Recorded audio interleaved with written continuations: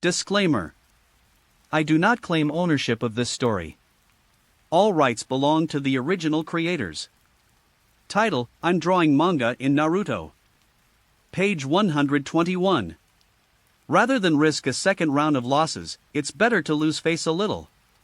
The land of wind is very poor, and every ninja is hard-earned. Therefore, every Kazekage is very pragmatic. Face is nothing compared to the lives of ninjas. After pondering for a long time, Shaman had already made up his mind, while Hatake Kazami remained calm throughout and showed no sign of panic. I surrender. With Shinosuke's surrender, the battle came to an end. Shaman, with a broad smile, said, Kazami Jonin, the purpose of the Chunin exams is to assess the ninja's abilities, not to actually compete. Now that everyone's abilities have been demonstrated, there's no need for further matches. The old man couldn't sit still any longer.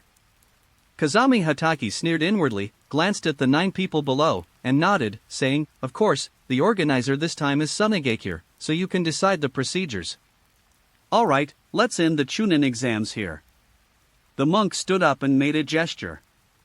Everyone stopped and looked up.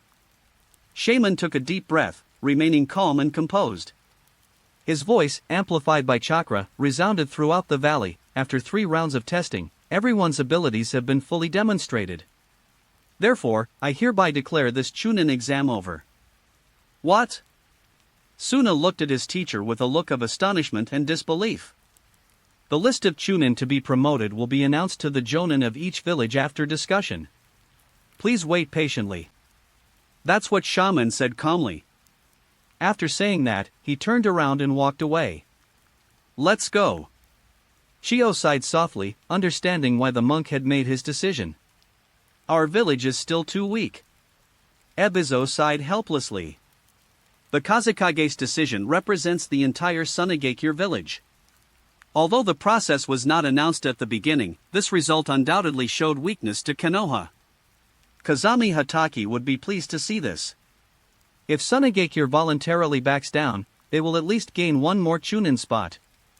Akabane glanced at Suna. Unexpectedly, the Kazekage of Sunagakure does not intend to fight in the second round, so he will not have an opponent. Although speaking of the second round, it may not necessarily be him fighting Sunagakure.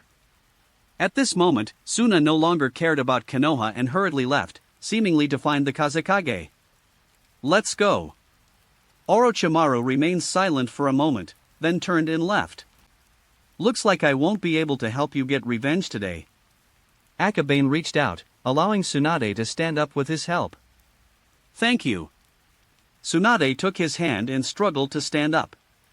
Her physical condition recovers quickly, but if the injury is more severe, it will also take a long time to heal.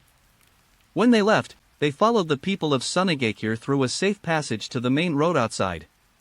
I finished my exam today, so I should be able to go back tomorrow, right? Jiraiya exclaimed excitedly, I can't wait to go back and let my teacher witness my growth. Fool, you only defeated a weakling from Sunagakure, what's there to be proud of? Tsunade said angrily. You do not understand. Jiraiya gave her a disdainful look. If his comics can gain the approval of 3 generations, he can publish a book. However, he wisely refrained from explaining. After all, how could someone as superficial as Tsunade possibly understand art? Tsunade was so angry that her hands trembled.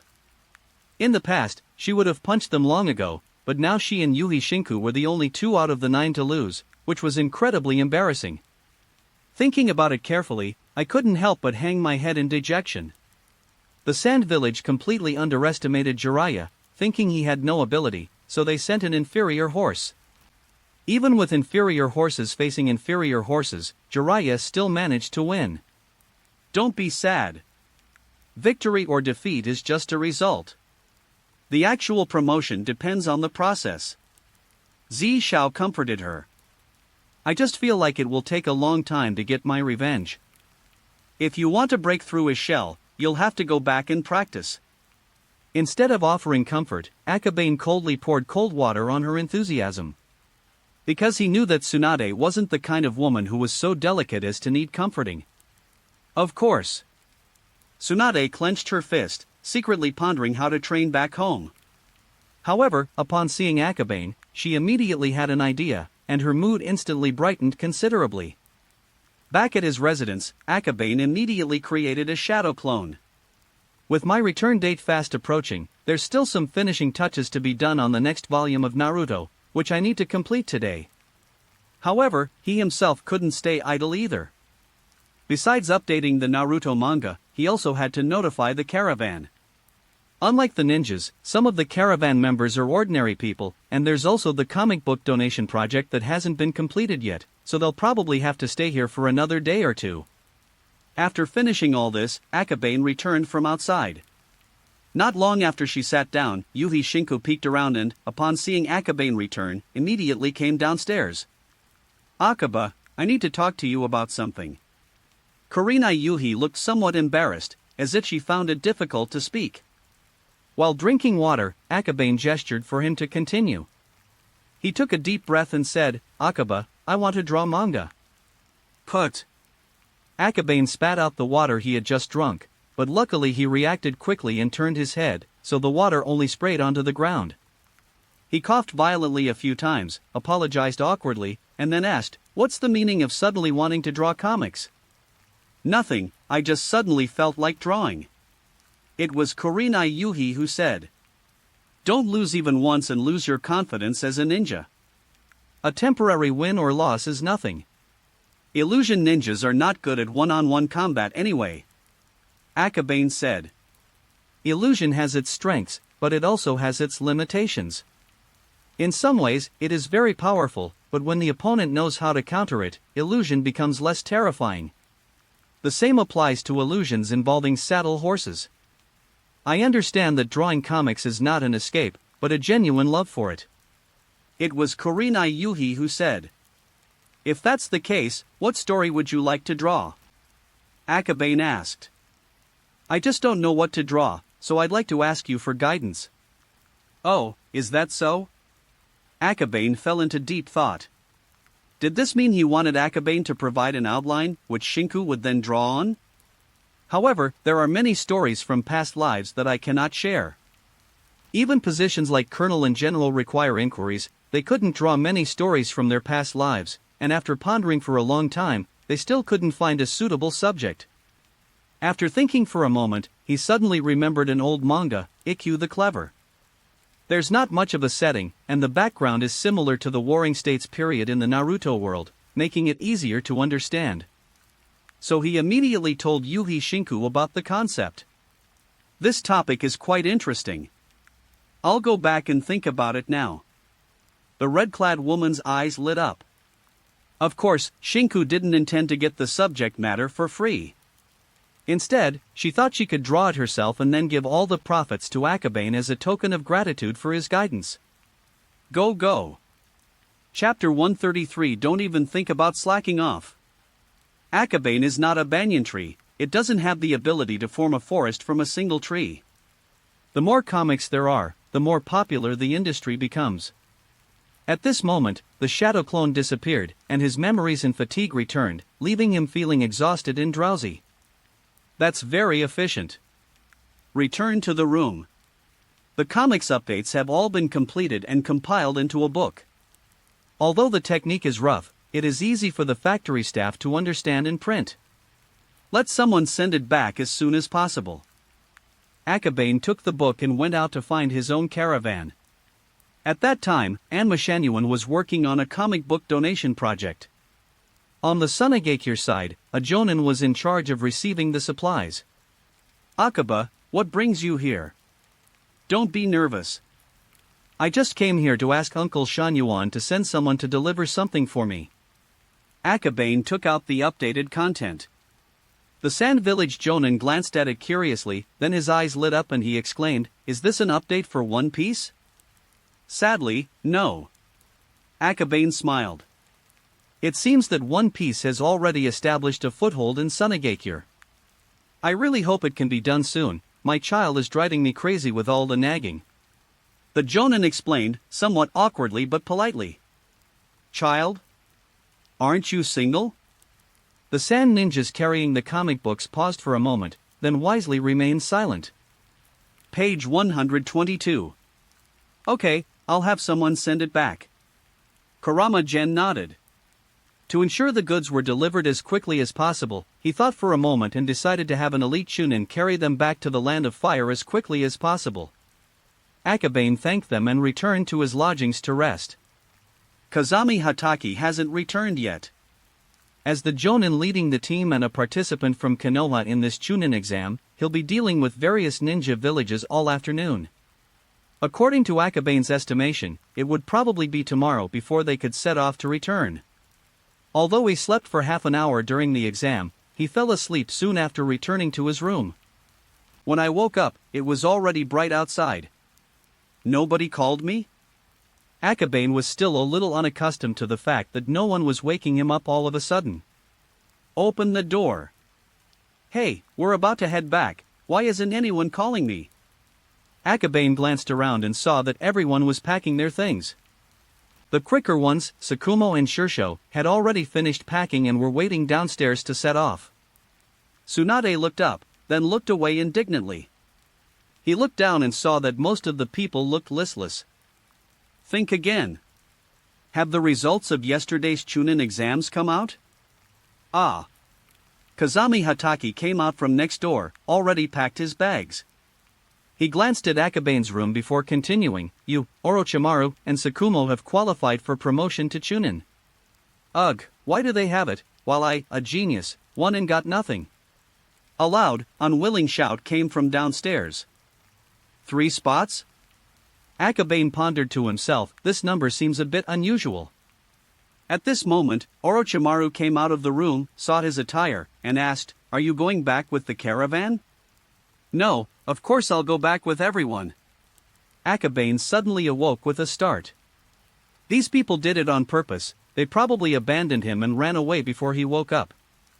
Fortunately, I went to bed early yesterday and woke up relatively early as well, otherwise, if I had traveled with the caravan, it would have taken at least half a day longer. If you come back with us, don't even think about slacking off. Pack your things. Kazami Hatake said calmly. Get it ready right away. Akabane turned around and began tidying up his things. Of course, he didn't actually bring much with him when he came, just a few personal belongings, which he packed up in no time and threw into the ceiling scroll. After a quick wash, we can set off immediately. Soon, Akabane understood the meaning of Kazami Hatake's words, don't even think about slacking off, the return journey was twice as fast as the way there. Having spent this time together, Kazami has gained a clear understanding of Akabane's physical abilities. He knew that Akabane could handle this level of strain. On the contrary, Moonlight Dance was the first to start panting, but unlike Akabane, he persevered no matter how tired he was, showing no intention of stopping to rest. In less than half a day, they officially entered the Land of Fire. Uncle Kazami, isn't this too fast? Akabane was panting, he hadn't stopped coming up without a break. This was too rushed. Night Dance, Shinku, do you need a rest? Kazami Hatake ignored him. After a half day of hurried travel, even Kurenai was drenched in sweat, while Akabane only had a light sweat on his forehead, and even his panting was feigned. It's easy to tell who has better physical fitness at a glance. My lord, no need. Yiwu gritted her teeth and shook her head. He knew he was physically weak, but if he didn't exercise, his body would remain in that state forever. Although I defeated my opponent in the exam, what's so great about defeating a Takigakure ninja? An enemy like Suna is the one he must strive to defeat. Besides, Akabane's body has become stronger, but he's still like this. How can this be? I can do it too. Yuhi Jinhong said loudly. Very good. Kazami Hatake gave Akabane a cold glance, but didn't slow down at all. A bunch of cultivation fanatics. Akabane was a little embarrassed. If I had known this would happen, I would have stayed a little longer and traveled with the caravan. Actually, everyone knows that night dancing is already very tiring. However, they couldn't argue with their teammates' insistence and could only silently support them. Later on, Kazami Hatake quietly slowed down. Upon seeing the gates of Konoha, Yewu felt dizzy and almost fainted. If your physical strength is lacking, strengthen your willpower and make it invincible. Then your sword will be invincible. A cold voice came from Kazami Hatake. Yes, I understand. Moonlight Night Dance was already physically exhausted, but he forced himself to persevere, tempering his will. Will. This is the training of a samurai. Akabane couldn't understand it, but he greatly admired Moonlight Night Dance.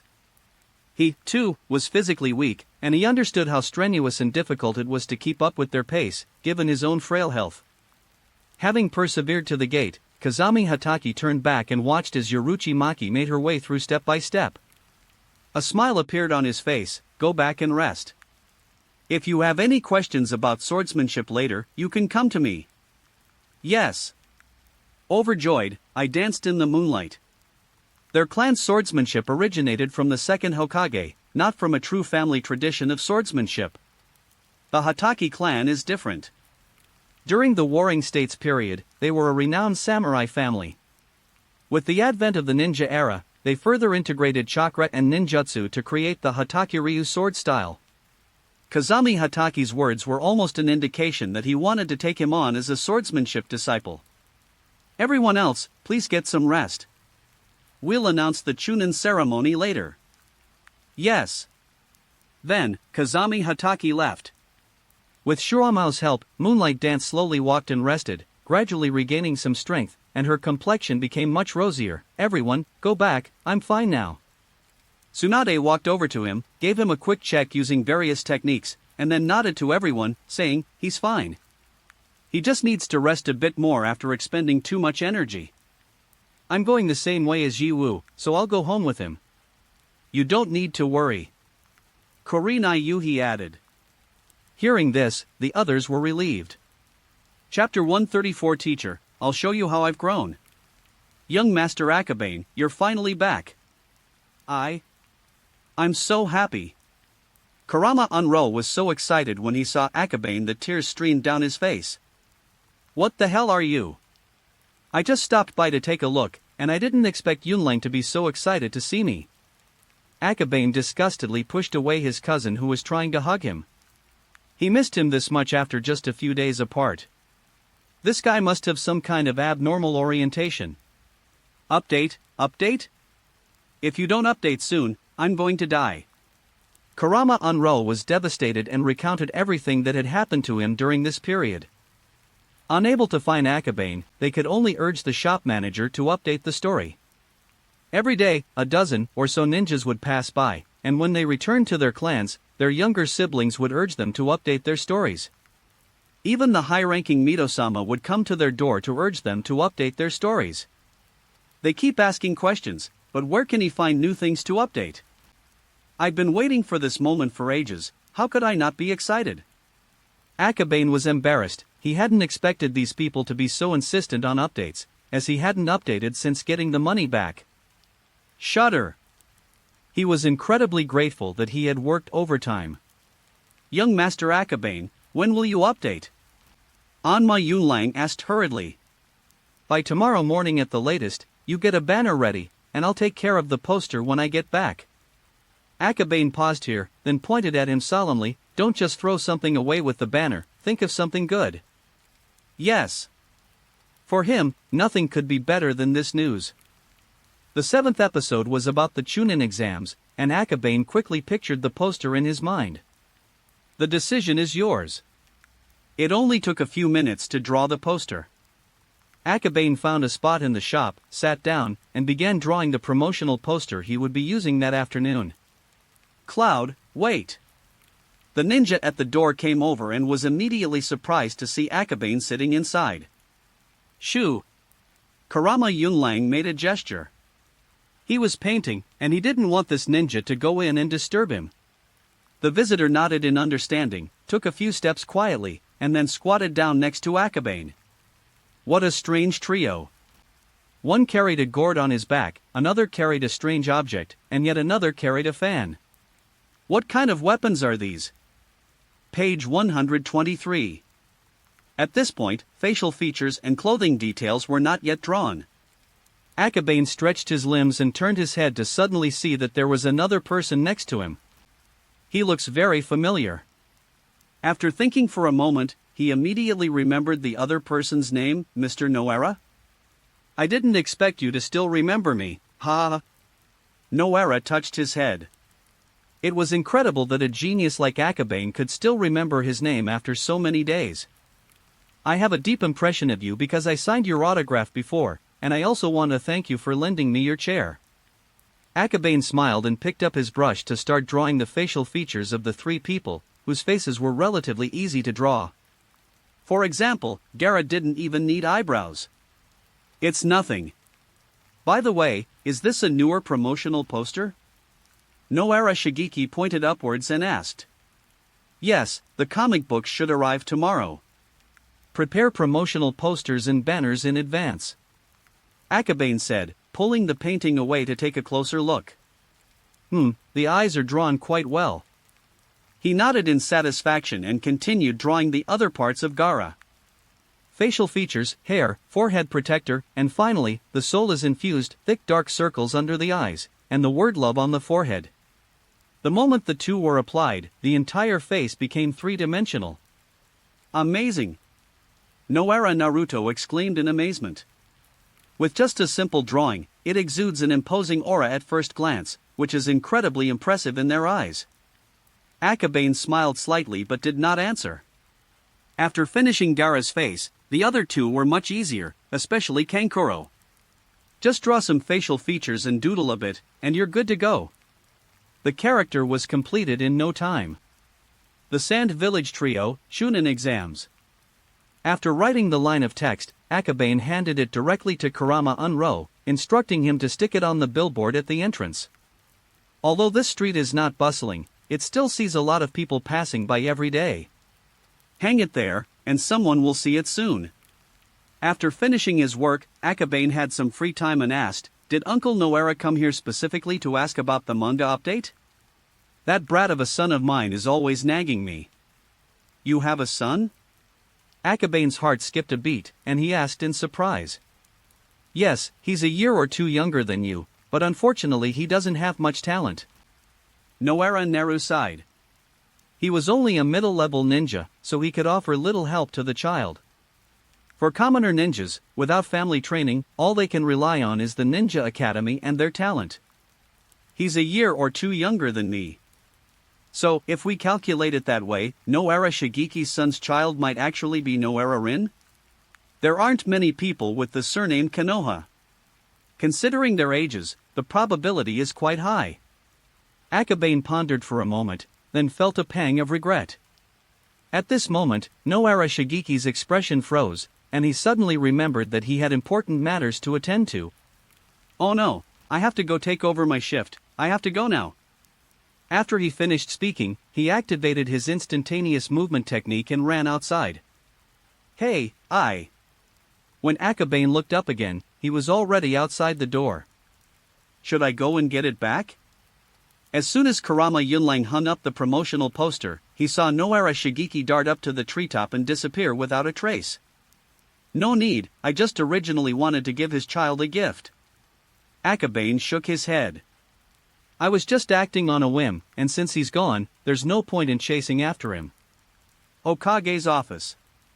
Kazami Hataki reported to the third Hokage so that arrangements could be made for the promotion of Chunin as soon as possible. As they listened to and read the reports, the three generations gradually gained some understanding.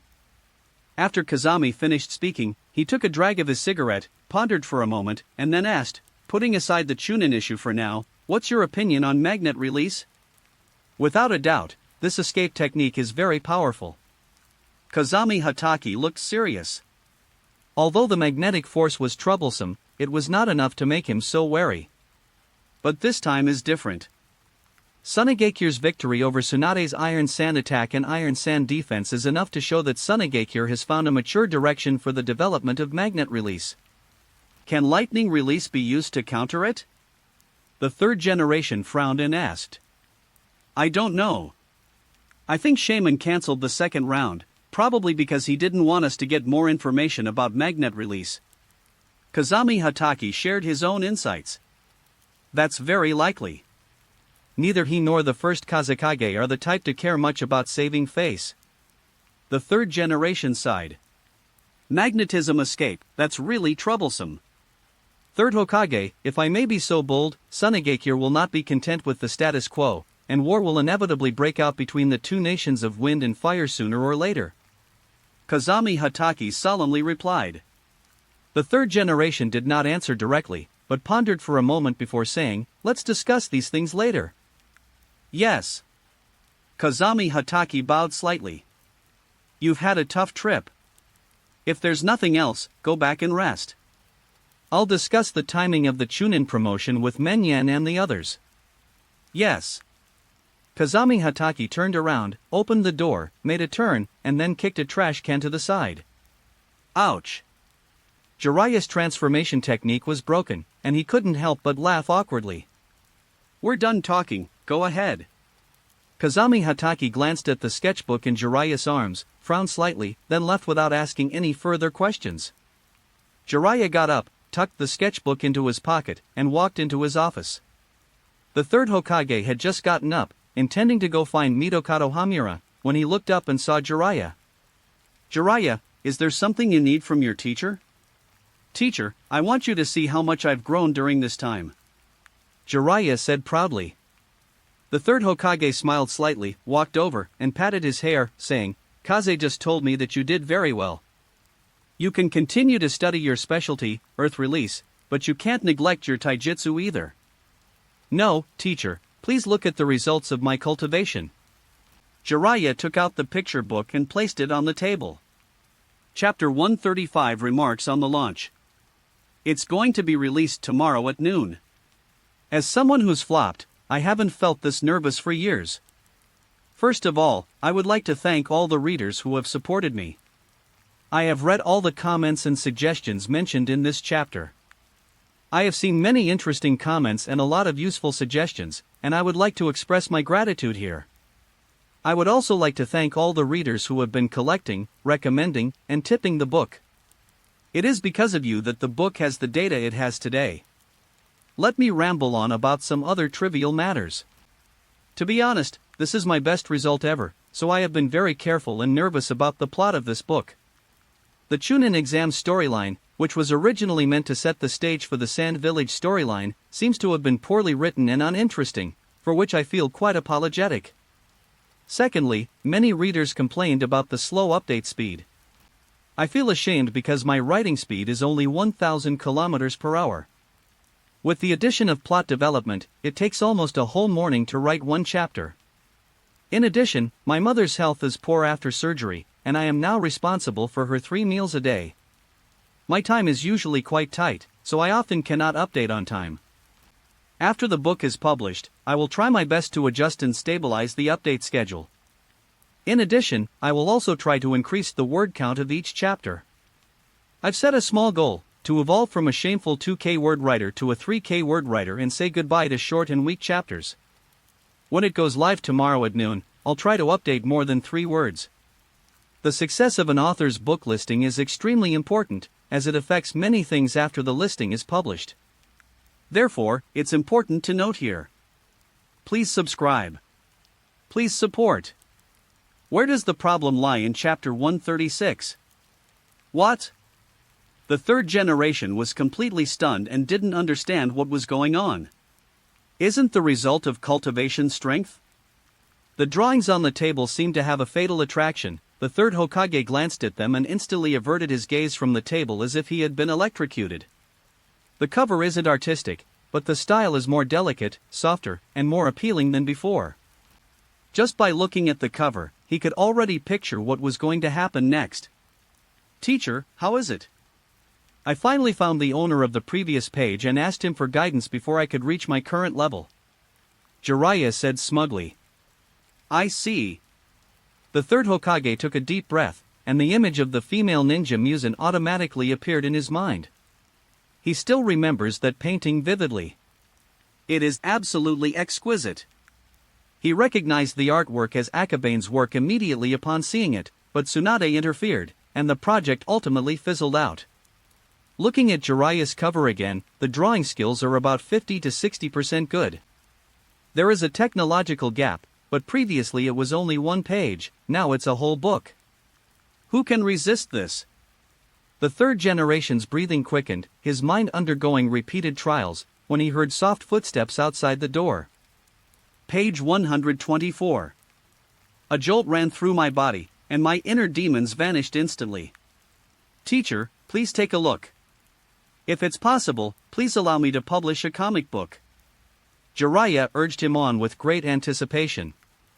The third Hokage calmly put away the drawing, and said sternly, Jiraiya, you're getting more and more audacious, actually bringing something like this to a sacred place like the Hokage building. What? Completely bewildered and utterly clueless. What are you standing there for? Get out of here right now. Mine. Jiraiya wanted the drawing back, but when his eyes met the third Hokage's gaze, he was so frightened that he shrank back. If you don't repent, you'll have to run 10 laps around Konoha. The 3 generations were enraged. Jiraiya felt wronged. His teacher seemed very excited and eager to see it, but then his attitude changed in the blink of an eye. This reversal happened so fast. Just as he was turning away dejectedly, he bumped into someone entering the room. Who? Jiraiya looked up and saw the female ninja with a gentle smile on her face. It's Koharu, who's been transferred to another room. Hiruzen, why are you so angry? Koharu patted Jiraiya's head and said, he just came back from the land of wind, let him go and rest. Go and rest. The third generation, taking advantage of the situation, urged Jiraiya to leave quickly. Yes. In the end, we couldn't get the artwork back. He looked back one last time with reluctance, then left dejectedly. Hiruzen, how did the Chunin exams go? Please sit down. I was just about to come and talk to you about this. The third generation sat down and pushed the picture book in their arms further in. Jiraiya was in a low mood. As he walked out of the Hokage building, he felt utterly hopeless, as if the world was about to collapse. Instead of gaining recognition, the artwork was lost. Where is the problem? He was devastated and didn't know where to go. He was all alone at home, so it wasn't worth going back. After thinking it over, I decided to go sit in the comic book store. If I were to encounter Akabane, I could beg him to play a game with me, just to soothe my fragile heart. The plan goes through. Unfortunately, Akabane had already gone home. Having finally returned to Konoha, the first thing to do is naturally to go home and let them know I'm safe. However, as soon as he reached the gate, he saw Uzumaki Saigetsu running out of the house at high speed. Your perception is still so strong. Akabane sighed for a moment, then squatted down and ruffled the girl's hair. Very smooth. Don't rub my hair, I just combed it. The little girl protested in a childish voice, but it was no use. Akabane enjoyed himself for a moment longer, then stood up and said, Come on, let your brother show you the gifts. Gift? Xiao Qingyue was extremely surprised. This lazy brother actually remembered to bring a gift? Unbelievable. A small gift. Akabane walked into the courtyard, took out the sealing scroll, and unsealed it. Then, a bunch of things popped up. A bead of cold sweat dripped down Xiao Qingyue's forehead. These were gifts? Akabane was a little embarrassed. It was the first time he had used a sealing scroll, and he had forgotten to control what was inside. He rummaged through a pile of things, and after a long time, he finally found something. Akaba, what are you looking for? Kurama Chiaki, not seeing anyone return for a long time, couldn't help but come over to take a look out of curiosity. Akabane pulled out the item, held it up, and said, A specialty of Sunagakure. A specialty of Sunagakure? Xiao Qingyue leaned closer and examined the object in Chiyu's hand closely. What is this? Puppet. Akabane handed it to her, but Xianming rushed over, snatched it away, and scolded, Chiyu, how could you give such a dangerous thing to your sister? It's not dangerous, I've removed the hidden weapon. Akabane explained. This puppet looks like a cat and is very cute, so I brought it back. Is it? Kurama Chiaki snorted coldly, clearly not believing it. He checked it over and over again until he was finally sure there was no risk before handing it to Qingyue. Akabane was helpless. Is this how parents treat their first child after having a second? Xiao Qingyue took it and looked it over from top to bottom, seemingly studying the puppet's structure. Before long, she gathered chakra in her fingers. A gentle shake. The cat puppet's hand lifted slightly. Then, she manipulated the cat puppet with her 5 fingers, and it turned around and waved to Akabane and Kurama Chiaki, looking very cute. Kurama Chiaki stared wide-eyed, his face filled with disbelief. Is this puppet manipulation? Qingyue, when did you learn this technique? Akabane asked, somewhat surprised.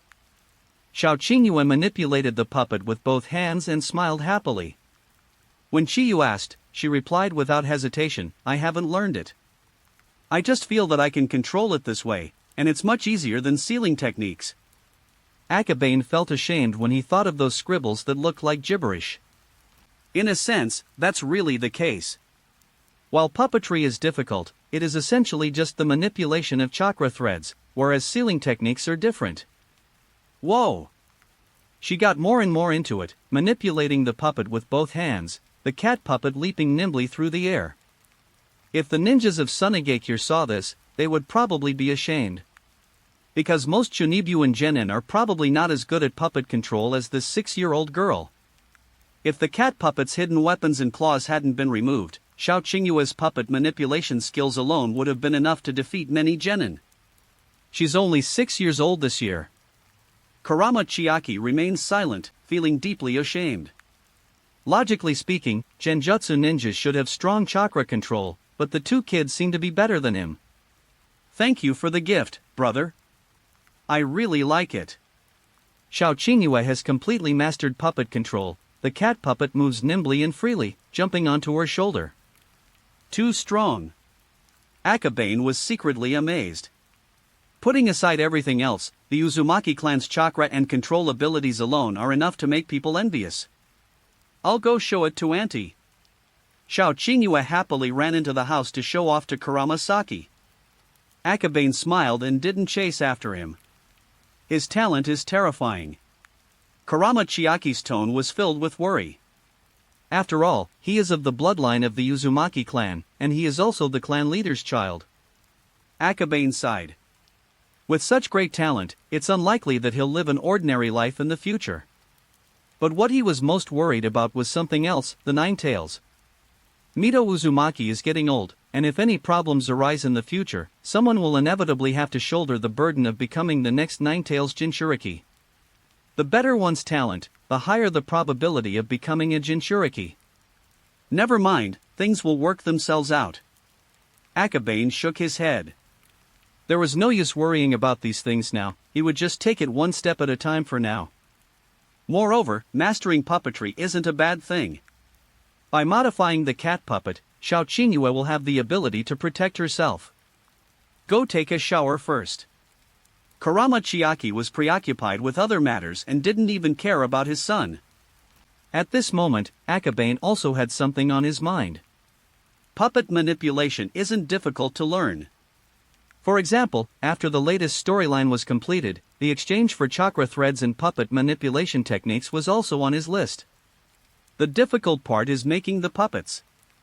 In the entire Hidden Leaf Village, you can't even find someone who can carve figurines, let alone such a delicate and complex craft as puppetry. If only someone knew how to make puppets, then at least we could put on a puppet show. After thinking for a long time, Akabane sighed softly. The list is getting bigger and bigger, but the points earned haven't increased. There are so many things I can only look at with envy. I have absolutely no interest in exchanging for something like puppetry, which requires hundreds of points and is useless. In this storyline, the Byakugan and Shadow Dance Leaf are worth exchanging for. Page 125. The white eyes are unusable, the only item worth exchanging for is the Shadow Dance Leaf. The Shadow Dance Leaf was relatively inexpensive to exchange for, requiring only 50 points. Shiyu had over 800 points, so she exchanged it without much thought. After exchanging the money, he still had a little over 800. Once the update is released, earning the remaining 200 plus points is not difficult. Everything is ready, just waiting for the comic to arrive. Akabane returned to the house and saw Kiyotsuki in the kitchen, demonstrating puppet manipulation to Kurama Saki. The talent is truly amazing. He sighed again, then carried his things upstairs. After a long day, I really deserve a good shower. Over at the comic book shop, Jiraiya rushed over excitedly, only to find that Akabane wasn't there at all. Is Akabane not here? Just left, probably home now. Kurama replied that Jiraiya arrived rather late and would definitely not see Akabane. However, Kurama was also puzzled. Logically speaking, Jiraiya had just parted ways with Akabane, so why was he coming to find him again? He thought for a moment, then asked, "Do you need to see the young master for something?" "I wanted to ask you something." No, it's nothing." Jiraiya originally wanted to ask Akabane about his painting skills and why he hadn't received recognition. Upon closer reflection, Akabane realized that he didn't want people to know that he could draw this kind of picture, and that saying it might cause him trouble, so he changed his mind and gave up. He walked out the door and glanced to the side. This poster. Wow! This female character is so cute. Jiraiya quickly moved closer, his eyes seemingly shining. After looking at it for a while, he simply moved a stool over and sat under the poster to examine it carefully. What is this guy thinking now? Kurama-Yunlong's face darkened slightly. Jiraiya's art style is no secret in Konoha. His passionate and unrestrained style attracts a large number of people, but also makes many people despise him. Unfortunately, he was one of the people who disliked that kind of painting.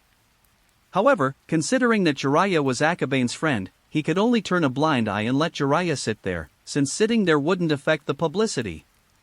Chapter 137. Be honest. He, why didn't I think of this type of clothing? What an adorable outfit. Jiraiya sat down, took out his easel and brushes, and began to draw while grinning lewdly. His painting technique is enigmatic. The male characters are depicted roughly, while the female characters are exquisitely detailed, creating a striking contrast reminiscent of the male and female leads in an art film. What on earth is this guy drawing? Kurama-Yunlang gritted his teeth, suppressing the curiosity in his heart. I lost in the past, So cute. I'm really impressed with myself. Jiraiya wrote with divine inspiration, completing the first draft in no time, with only the details remaining. Seeing him drawing while studying the poster, Kurama had a bad feeling. This guy, could he be copying Akabane's drawing? The more he thought about it, the more likely it seemed. He disregarded everything else and hurried over. Hey, you idiot, don't ruin it. Ouch. Kurama took a few steps closer, and upon seeing the contents of the painting, he was so ashamed that he retreated frantically, pointing tremblingly at Jiraiya. The character in that drawing was not Temari, but a female character imagined by Jiraiya himself. However, beside the female ninja, there was also a strange puppet, and the two were entangled, creating a very impactful scene. A painting, combined with imagination, is enough to make one's heart flutter. Let alone Yunlang not knowing the taste, even seasoned veterans would probably find it hard to resist the power of such paintings. Heh, you're scared by my amazing artistic creation, aren't you? Jiraiya said smugly. This painting was created on a whim. After he started drawing the characters, a whole story quickly came to mind. I have to say, this guy is a genius. No. Anma Yunlang looked ashamed. I actually fell for that kind of painting, unforgivable. Brother Yunlang, lying is not good. You should be honest, you know? Jiraiya curled his lip in disdain. It's shameful to pretend to hate or despise someone when you clearly like them and have a reaction to them. Shut up. Anma Yunlang was extremely embarrassed. Cut. Jiraiya glanced at him disdainfully, confirming his own thoughts. Paintings that would be a knockout to others are completely unappealing to the teacher. Therefore, the problem isn't with the painting itself, but rather with the teacher's exceptional skill. As expected of a teacher. He sighed with admiration in his heart. Hey, what are you doing? Stop drawing here. Kurama was furious and didn't want Jiraiya to continue drawing there. After all, that kind of painting. The thought of the scene filled him with endless inner demons. I understand now. Anyway, I understand the problem. Jiraiya didn't take it to heart, whistling happily as he carefully packed up his tools and put away his drawing paper, then began to ponder new questions. How can I gain my teacher's approval? This is really difficult. Akabane has given me a huge challenge. He sighed, reflecting in his mind. To gain the teacher's approval, the plot and drawing skills undoubtedly need to be improved to a higher level. Believe in yourself, you are the invincible Jiraiya. Make sure you get the teacher's approval. He clenched his fist to cheer himself up, then happily ran out, ready to find a place to slowly ponder the plot. Hokage's office. The three generations sat down and couldn't help but breathe a sigh of relief. Luckily, I was quick-witted, otherwise, if Xiaochun from the other dormitory had seen it, I would have been in real trouble. However, once he relaxed, he started to feel restless again. Although he only saw one cover at the time, he could guess a thing or two about the plot inside. Should we take a look or not?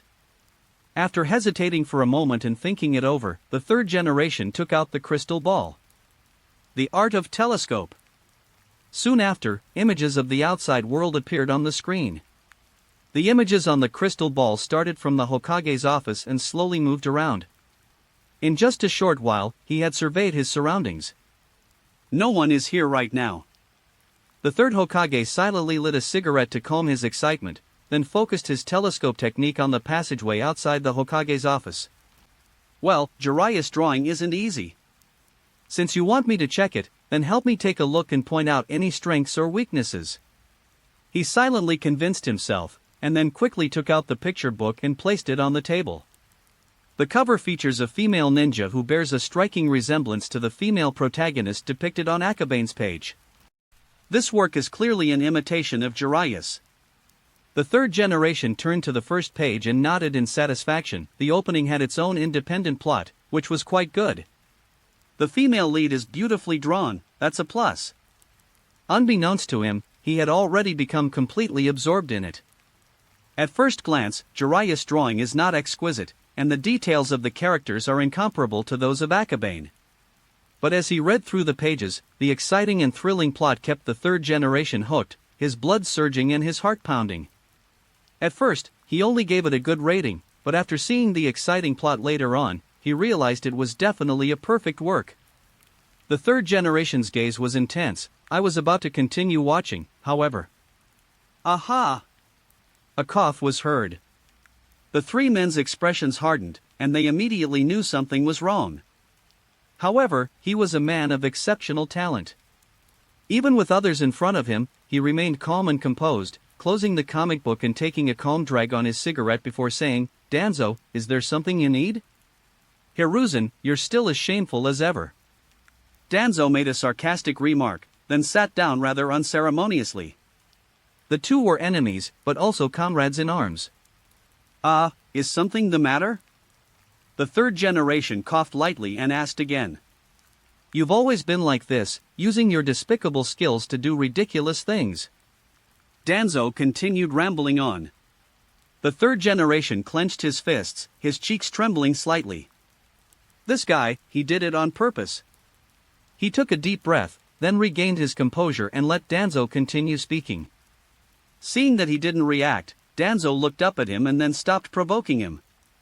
Instead, he acted as if nothing had happened and got back to the main topic. "I just heard about magnet release." "Oh?" The three generations smoked to calm their nerves, while simultaneously gesturing for him to continue. Page 126. "I think we should investigate Sunigakure and find out the extent of their magnet release," Danzo said solemnly. As a new type of force, its threat to Konoha is also unknown. So far, only the Sunigakure Kai has appeared in Sunigakure, but will there be a second or third one in the future? Once they reach a certain scale, and given their lack of understanding, Konoha will be at a great disadvantage in the event of a future war. "I understand, but what do you want to do?" "Infiltrate covertly and investigate slowly," Danzo replied. The development of magnet release originated from the second Kazekage. To obtain the information, we would have to go to Shaman or target that child. However, that child's identity suggests he is likely a candidate for the next Kazekage. What do you think we should do to avoid triggering a new war? The third generation sighed. He also wanted to figure it out, but clearly now was not the right time. Danzo was also aware of this, which is why he added the word infiltration, but such infiltration was too difficult and had a very high failure rate. Infiltrating enemy territory is extremely dangerous, one wrong move could lead to death, and the current third generation cannot accept such a cost. War is not terrible. The Kingdom of Wind is in a more difficult situation than us. They will be the first to back down. Danzo said coldly. And then? The third generation took the picture book down, but still disagreed with Danzo's words. At this point, the two were arguing, mostly about differing political views and nothing else. Unable to reach a consensus, they both fell silent. Alright, since you put it that way, I'll make the trip myself. After Danzo finished speaking, he slowly walked away. That doesn't make sense. Feeling agitated, the third generation took the picture book back to the table. Not only did they have an argument, but he was also interrupted halfway through reading the picture book. Just as he was about to start reading from where he left off, he thought for a moment, then got up and went to close the door first, so that no one else would come in without him noticing. After doing all that, he returned to sit down and continued reading. Jiraiya's manga is really good, but as for publishing it as a book, never mind, I'll let him try it himself later. In any case, I can't help him. After reading the rest, the third generation thought about it carefully and then rejected it. If we don't help at all, who would agree to that at Jiraiya's age? Not everyone is Akabane. He pondered for a moment, and then came up with a solution. However, the third Hokage was unaware that Jiraiya had already begun a new creation on the outskirts of the Forest of Death. Female Ninja Series, Desert Flower. Teacher, just you wait and see, I will definitely create a piece that you will approve of. There were already several pages of manga next to Jiraiya. Full of energy. If Akabane had this drive, the manga updates could probably be updated much faster. After drawing a few pages, Jiraiya felt a bit tired, so he packed up his things and headed home. It seems I haven't eaten anything since this morning. He clutched his stomach, not realizing it while he was excited, but as the excitement wore off, a strong feeling of hunger immediately surged up. No, we need to go faster. Jiraiya quickened his pace, and as he passed the comic book shop, he saw that the caravan transporting comic books had already arrived. A group of workers were unloading goods, carrying down newly printed comic books. Upon seeing the leader, Shan Yequanhon, his eyes lit up. It seems that Akabane sought him out for a collaboration. Jiraiya hesitated, wondering whether he should go up and ask, and put a hand on his shoulder. Jiraiya, what are you doing here? Akabane glanced at the distant Izumiko and asked with a smile, did the third Hokage agree to let you publish a book? No, not yet, I'm just taking a look. Jiraiya bowed his head, indicating that he was very ashamed. After all, Akabane taught him to draw, and he couldn't even impress his teacher, which was incredibly embarrassing. You have to try harder. If you can't even impress the third generation lord, then you definitely won't succeed. Akabane shrugged, expressing deep regret. If you can't even handle the third generation, how can you expect to handle others? Someone like Brother Yunlang is someone I can handle with just one painting, the teacher must be at a very high level. Jiraiya said. Yunlang? Akabane looked into the shop in surprise, never expecting that Kurama Kumaru, with his thick eyebrows and big eyes, would also look at this kind of thing. As expected, a person cannot be judged by his appearance. However, if that's the case, it's possible that the third generation's self-control was so refined that Jiraiya didn't notice any emotional fluctuations. Based on that, Jiraiya's paintings were probably confiscated as well. Chapter 138 Rolling Your Eyes is cool? Don't be ridiculous. I've come up with a new theme, and I'm sure the teacher will approve of that comic. Jiraiya was full of vigor at this moment. Goo goo. Akabane gave him a strange look and asked, haven't you eaten yet? I have to go eat first. I'll give you the comic later, and you can take a look and make some corrections for me. Jiraiya clutched his stomach and quickly ran into the village. Too diligent. Akaba, what are you looking at? That guy will amount to something, you might be able to work together in the future. Akabane said half-jokingly. Following the gaze, Yamano Izumi looked over and saw Jiraiya running very fast, disappearing in a short while, leaving only his back view. However, his hair was so striking that he could be recognized at a glance. He's the white-haired kid. I saw his work at the last comic convention. I see. Akabane smiled knowingly. After finishing his sentence, Izumi Yamano immediately felt a little embarrassed. However, he was the factory manager, and such cooperation would be quite profitable for their factory, so he suppressed his emotions and continued, if he really wants to publish a book, he can contact me anytime. Even if the factory is busy, I can arrange for someone else to help with the printing. Let him tell us himself. Akabane said. That's true. By the way, when is your One Piece updated? Yamano Izumi Hong asked. I will finish drawing it by the day after tomorrow at the latest. One Piece? Akabane was taken aback. According to his original plan, he hadn't actually scheduled any updates for One Piece. However, after earning points tomorrow, he can exchange them for chakra enhancement. After strengthening their vitality and chakra, the shadow clones can last longer. With the two clones working together, they can complete the drawing of the second volume of One Piece before the day after tomorrow. It just so happens that there are only 200 or so books in this batch. I will send another batch the day after tomorrow, and I will pick up the latest update of One Piece at that time. Shan Yechuan Hong nodded. Naruto sold 300 or 400 copies in Konoha, so 200 copies was clearly not enough. No problem. Akabane glanced at the sky. It was getting late, and he probably wouldn't have time to invite them to dinner. After thinking for a moment, he sent his clone to order several boxes of fruit. Half an hour later, the caravan guards finished unloading the comics. Before it got too late, they took the fruit and hurried back to the factory without lingering. Akabane sat for a while, intending to go home and lie down for a bit while waiting for dinner, when he saw several people running towards him from the front. Running at the front were Inuzuka Ishii and his Iwamaru, followed closely by Shikamae, Akemichi Kazue, and Yamanaka Tori. What are you here for? Akabane was a little puzzled, because Yamanaka Tori rarely came to the store to read manga. I didn't expect to be updating right at this time, how lucky. Inuzuka Ishii excitedly ran over, picked up a book, and eagerly turned to a page.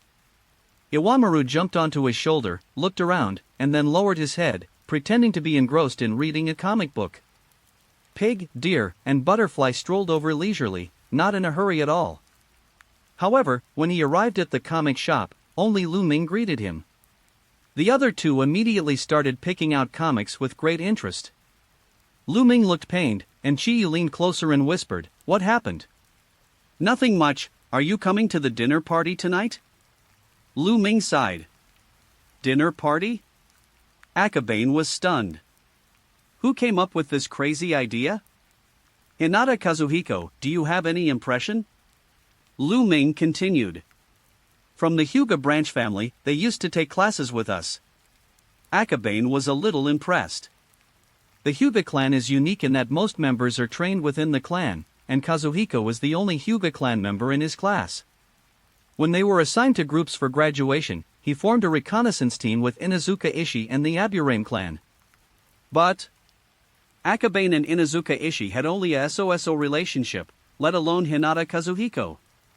Yes, I think you understand what I mean. Very troublesome. Akabane and Shikame had the same thought.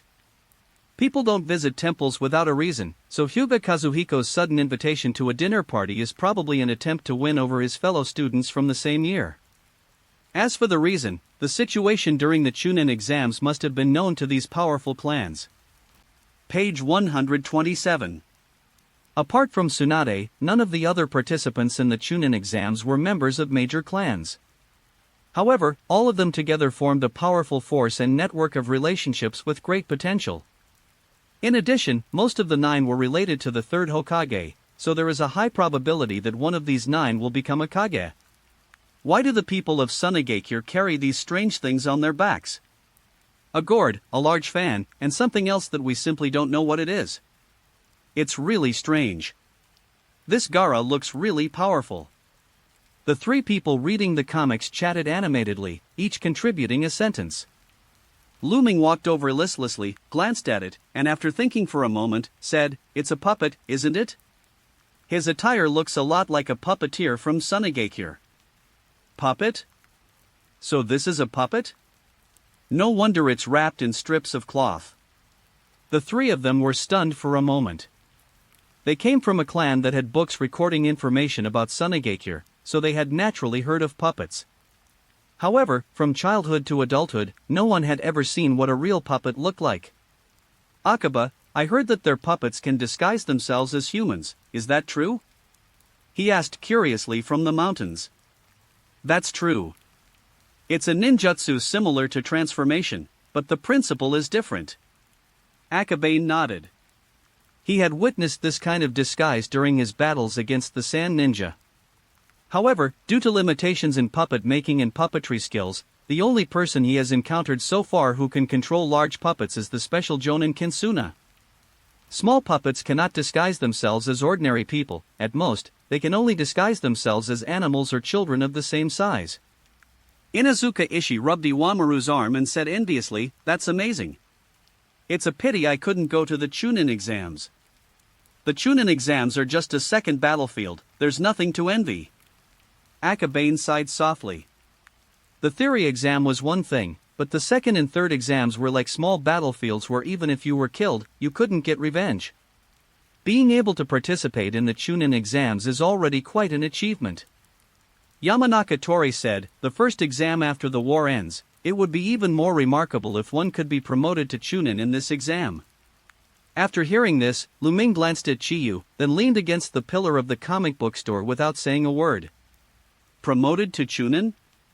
The person in front of you is very likely to be one of them. Are the Chunin exams dangerous? Of course. Akabane's expression turned solemn as he continued, "I will incorporate some of my thoughts on the Chunin exams into the manga and write a summary." So, does that mean the next part of the story will be about the Chunin exams? Akimichi Kazushige was holding a book in one hand and stuffing snacks into his mouth with the other, looking extremely busy. Just thinking about it is exciting. Inuzuka Ishii flipped to chapter 36 and saw a handsome character on the first page with no drawn pupils. He asked incredulously, "Is this character from the Hyuga family?" "Really, he looks very handsome. Those eyes are unexpectedly cute." "He's not handsome at all, and his eye rolls are really scary." Inuzuka Ishii retorted loudly, and Iwamaru on his shoulder seemed to understand, nodding repeatedly. "Tell me your story." Akabane became interested, pulled up a small stool and sat down, looking on with curiosity. Pig, deer, and butterfly stood around with great interest, waiting to watch the drama unfold. Once we were on a mission, and Yen and I were on night watch. I got up in the middle of the night to pee, and then... As Inuzuka Ishii finished speaking, his body couldn't help but shudder. After thinking for a moment, a picture came to mind. Its eyes are all white, and its veins bulge when it uses the Byakugan. These were the eyes that appeared in my line of sight when I was half asleep at night. Thinking of this, everyone's faces showed sympathy. Being a ninja is too miserable. Kurama Unro muttered to himself with lingering fear, seemingly glad that he didn't have the talent to become a ninja. Wang Wang. Iwamaru barked twice, it was unclear who he was echoing. Out of fear of being glared at, he quickly turned the page and read on to see what happened next in the 7th class storyline. This ninja with watermelon rind hair is hilarious. Is this guy really that strong? Yamanaka was about to deliver a merciless taunt when he turned to the next page and saw the watermelon peel ninja appear like the wind between Sasuke and the Chunin, blocking their attack. That comical act was clearly a facade. By the way, have you guys forgotten that we came to invite Akabane to the party? Lu Ming sighed heavily. It's because I'm on the same team as these people that I feel so tired and want to quit every day. Yeah, a party. Inuzuka Ishii suddenly realized he'd forgotten all about the party after seeing the manga. Barbecue. Barbecue. Akimichi Kazushige's eyes lit up whenever food was mentioned. Then let's bring some comics over. We can eat, chat, and read comics at the same time. Isn't that a good idea? As he spoke, Shanjong got up and went to the shelf to get a comic book. After taking more than a dozen books in one go, he handed 2,000 taels of silver to Anma Yunlang. Hey, I didn't say I was going. Akabane said with a headache. What's the big deal? Let's all get together. Inazuka Ishii dragged Akabane along, carrying several manga in his other hand, and headed towards the barbecue restaurant. Helpless, Akabane could only call out from across the room, Brother Yunlang, could you please tell my parents? No problem. Anma Yunlang smiled brightly. Young Master Akabane's network of connections is expanding. Who knows, after attending this gathering, the Hyuga family might start buying his manga more often. This is so great. Boss Yunlang, we're leaving. Lu Ming breathed a sigh of relief and caught up with the others. Okay, I won't see you off. Kurama Yunlang put the money into the cabinet and put 20 books back on it. There aren't many barbecue restaurants in Konoha. When Akabane arrived there, he happened to see Orochimaru being dragged along the way. The person who pulled him was Kurenai Yuhi. Akabane and Orochimaru exchanged glances, each seeing the other's helplessness. After their journey through the Land of Wind, the 9 members experienced a virtual illusion and the Chunin exams, forging a bond that bordered on camaraderie. If we send someone other than the 9 to search, Orochimaru might not be so accommodating. We're already this far, sure, let go now. Akabane broke free and then straightened his clothes. Even if you stay at home, you have to maintain a good image when you go out. If you're dragged around the whole way when you come in, you'll have absolutely no image to speak of. Quite coincidentally, Orochimaru did the same thing. The two then exchanged another glance. You guys go in first, I'll go in with them later. Lu Ming gestured for the others to go in first. As someone who was also forcibly brought along, he felt that he had more in common with Akabane and Orochimaru. Chapter 139 Borrowing Your Image. You've really worked hard. Akabane's words came from the bottom of his heart. He didn't know how strong Akimichi Kazushige and Yamanaka Tori were, but they both seemed to have some issues with their personalities. No way. Nara Shikamae sighed. Since joining Konoha, the Inoshikacho trio have always stood together through thick and thin, and he had no choice in many things. Come on. Orochimaru had 1,000 words to say, but only one was a word of encouragement. He then went into the restaurant first. Akabane followed them inside. This barbecue restaurant had recently opened and the interior was very new. The venue isn't very big, but it's more than enough for a group of children. After entering, Akabane found a corner spot. The two sat down, and Lu Ming hid for a while before being pulled away by Shan Zhongtu. At that moment, Orochimaru pulled a comic book out of his waist. Hey, this is a newly updated comic. Where did you get it? Akabane found it strange. The comic book just arrived, and so far only Lu Ming and his 3 companions have been there. It was taken from the mountains. Orochimaru smiled slightly and bent his arm behind his back. He turned to the first page, glanced at it, and said, I didn't expect it to be the Chunin exams. The plot came to me during the exam, so I drew it immediately after the exam. Akabane said. Orochimaru nodded and focused on reading. He read it very carefully, without saying a word, until he turned to the last page before closing the book, a thoughtful look on his face. Akabane drank his tea, not noticing his expression. A few seconds later, Orochimaru's expression changed. The more you study the Sharingan, the more you understand the power of these eyes. Can physical techniques really achieve this effect? Orochimaru wasn't skilled in taijutsu and hadn't studied it much, so he couldn't help but wonder, is this possible? Page 128. What? Akabane leaned closer and saw Lee kick Sasuke away, and suddenly realized what was happening. After considering his words, he said, the human body has unlimited potential, and physical techniques can also achieve this, but it requires many times more effort and dedication. Besides, Sasuke only has 2 tomo. Makes sense. Orochimaru paused for a moment, then nodded. Having accessed a lot of information, he was no longer completely ignorant about the Sharingan, and of course he knew that the more tomo, kama-shaped markings, a Sharingan had, the stronger it was. He continued flipping through the pages until he reached the last page before closing the comic book again. The significance of comics to him is to see if there's anything in them that sparks his inspiration. The only thing worth paying attention to in this volume is the physical skills of Kai and Lee. But physical skills? It seems quite difficult to study this. The human body is truly full of wonders. Orochimaru sighed sincerely.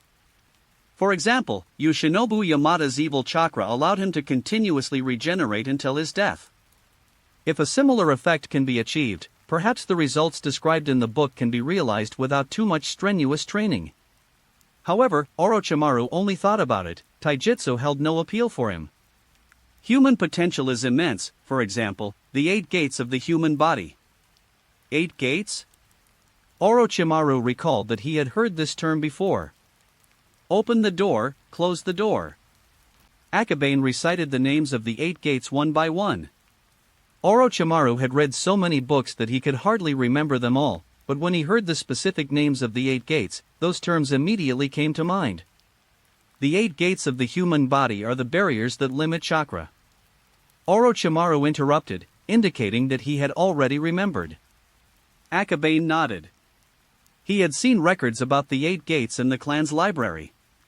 The ancestors of the Kurama clan once considered opening 8 gates to solve their physical problems, but ultimately concluded that the more gates they opened, the faster they would die. Their family has records, let alone Konoha and the Anbu. Orochimaru, who collaborated with Danzo, must have seen similar records. Chakra is a combination of physical and mental energy. The 8 gates act as a lock, limiting chakra consumption to a safe level. If the 8 gates are opened... Orochimaru was quick-witted. After being reminded by Akabane, a bunch of theories instantly came to mind, and he understood most of the meaning. Opening the 8 gates will unleash immense power, but unlocking the forbidden locks of the human body comes at the cost of death. I'm really curious what it will be like to open the 8 gates. Orochimaru sighed. He became somewhat interested in the 8 gates, but upon closer reflection, he felt that there was a significant lack of information. The research and development is very difficult and will probably take a lot of time. We're not taijutsu ninjas. Akabane wasn't very interested in the 8 gates. Although it is very powerful, the fact that it will kill you after use makes Akabane fearful. Of course. It's not bad if you don't open all 8 doors. He thought to himself. Agree. Orochimaru chuckled softly. At this moment, he wasn't thinking about immortality, but he still cherished his life. Some people wanted to sit here, but after listening to their conversation, they realized they had no chance to get a word in edgewise and quietly walked away before even getting close. By the way, a major villain will appear in the later part of the plot. Akabane pondered for a moment before speaking. Oh? Orochimaru raised his eyes slightly, pondered for a moment, then suddenly looked up in surprise and said, "You don't mean to use my image, do you?"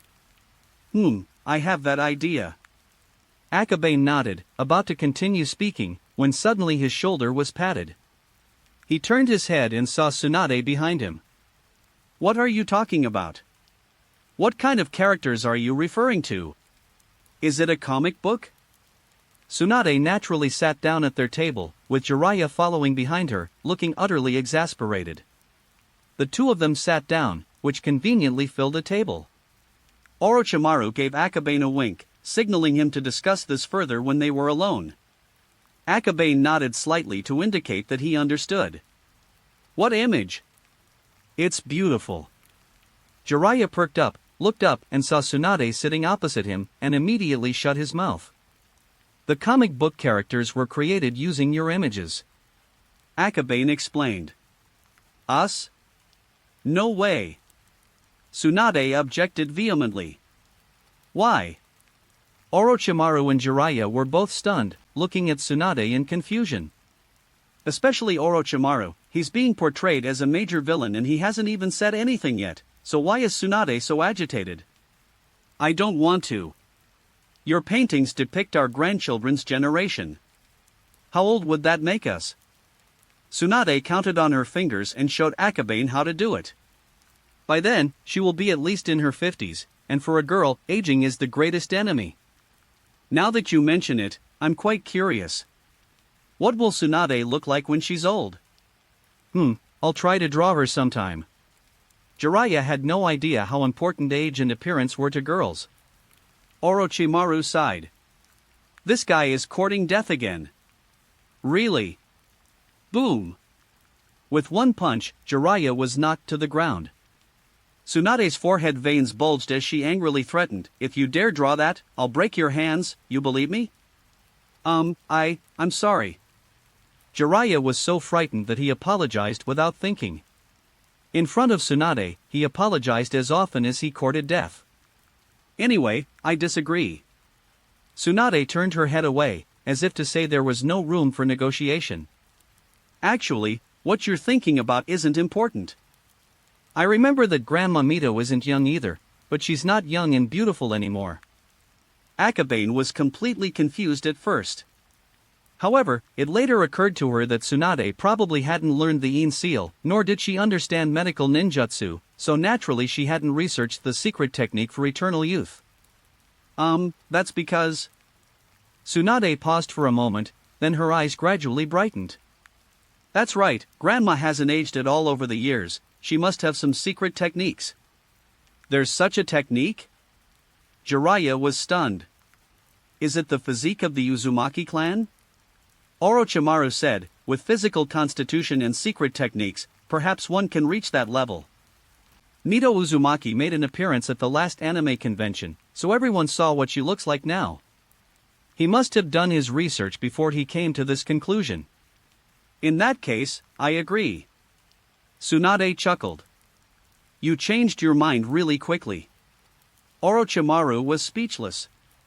Hearing that Akabane would draw her as a youthful and beautiful woman, he immediately agreed without even asking what she would look like.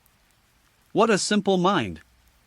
Of course, after all, I'm also very curious to see what Akabane will look like. Tsunade chuckled. Orochimaru turned his head and glanced at Jiraiya, who clearly shared the same thought. He sighed softly, without giving a direct answer. It's not certain whether it will be included in the drawing. I'll show you when it's ready.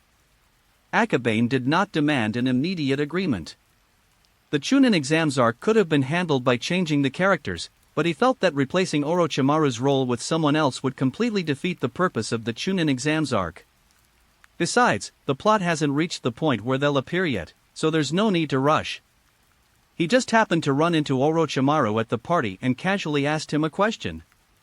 Orochimaru understood what he meant, so he nodded and said nothing more. Coming. Tsunade tugged at Akabane's hand, gesturing for him to look ahead. Hinata Kazuhiko. Akabane looked up and saw that the guy was wearing the Hyuga clan's signature clothes and his demeanor was very mature. Skilled political maneuvering. Orochimaru snorted coldly, picked up a piece of meat, and began grilling it himself. He who eats another's food is bound to do so, but his actions were certainly unpleasant. Akabane's expression remained unchanged, his smile persisting, but his words betrayed his dissatisfaction. This guy used his teammates' connections to get Inuzuka Ishii to help bring in Tsukumo, and then used Tsukumo and Inuzuka Ishii's network of connections to bring in the rest of the classmates, thus forming this gathering. What do you mean? Many of the people here will become outstanding figures in Konoha in the future. Jiraiya, do you understand what I mean? Tsunade said in a low voice. Their four-person location was relatively secluded, and their voices, kept low, wouldn't carry to the front, so they didn't have to worry about being overheard. What's so bad? Shouldn't people with less talent work even harder? Jiraiya was single-minded, but not really stupid, he just didn't want to think about things in depth. After exchanging pleasantries with everyone, Hinata Kazuhiko seemed to finally spot Akabane and the others and walked over. Chapter 140. I didn't expect you to sit in such an out-of-the-way spot. The barbecue restaurant you chose is newly opened and the seating isn't big enough. I'm so sorry. Hinata Kazuhiko bowed slightly in apology. However, the smile on his face unconsciously reminded Akabane of Sai from the manga. No, his fake smile was even worse than size. Chapter 140. Do I look like that kind of person? Kihiko-kun, we really like this spot. Orochimaru said calmly. No, how can this be?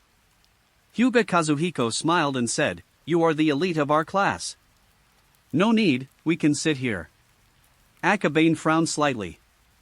Their words should be clear enough, if this guy still doesn't know what's good for him. Hyuga Kazuhiko narrowed his eyes slightly, his smile unchanged, and said, in that case, I hope you enjoy your meal. After saying that, he nodded and left, naturally heading to the next table. Akabane looked around. There were 30 or 40 people, half of whom were disciples of clans, and the other half were commoners who had successfully passed the exams to become genin. In terms of food treatment, Hyuga Kazuhiko achieved equality. However, upon closer inspection, differences can still be observed. The closer to Hinata Kazuhiko's table, the better their strength and aptitude. That was why he wanted Akabane and the others to change seats. Our class is the first graduating class after the war, and in the future. Hinata Kazuhiko spoke gently to the people at the next table. Hypocritical. Jiraiya muttered to himself. Eat faster. Akabane silently ate his meat, intending to finish quickly and leave as soon as possible. Orochimaru clearly shared the same idea. The two of them buried themselves in their food, using the quickest way to fill their stomachs and grilling methods, completely ignoring the taste. And Jiraiya. He had just eaten a few slices of meat when he suddenly clutched his stomach and ran to the toilet. Ugh. It's happening again, I need to go to the toilet. TCH, this idiot, he clearly had diarrhea this afternoon, but he still came because he heard there was barbecue. Tsunade sighed softly. Never mind him, let's keep eating. Orochimaru took a few more bites, his mouth stuffed full of food. It's quite rare to see someone with his unhurried personality like this. Tsunade continued eating at her own pace, completely ignoring their unusual behavior. After a while, Akabane and Orochimaru stopped. The two exchanged a glance, then turned to look at each other. Nobody noticed this side. Very good. Without a sound, the two used shadow clones and transformation techniques to slip away from Tsunade's presence. Tsunade was sitting with her back to the camera, completely unaware that the two suspicious figures had left. We left the barbecue restaurant. Using their transformation abilities, the two blended into the crowd. After a while, they arrived at a rather desolate area on the outskirts of Konoha. Orochimaru then asked, "What role did you say you were going to give me?" The main villain is equivalent to the big boss in the early stages.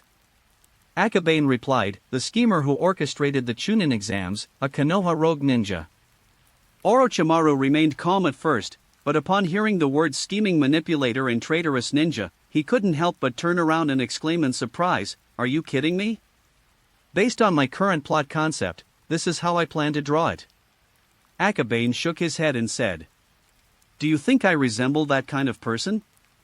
Orochimaru is incredible. Good question. Akabane pinched his chin and looked Orochimaru up and down. Then, he sat down cross-legged, took out his drawing board and brushes, and quickly sketched the scene where Orochimaru had studied Yamada. Once the painting was finished, Akabane turned the canvas over. What? Because it was nighttime, even ninjas with excellent eyesight could not see clearly for a while.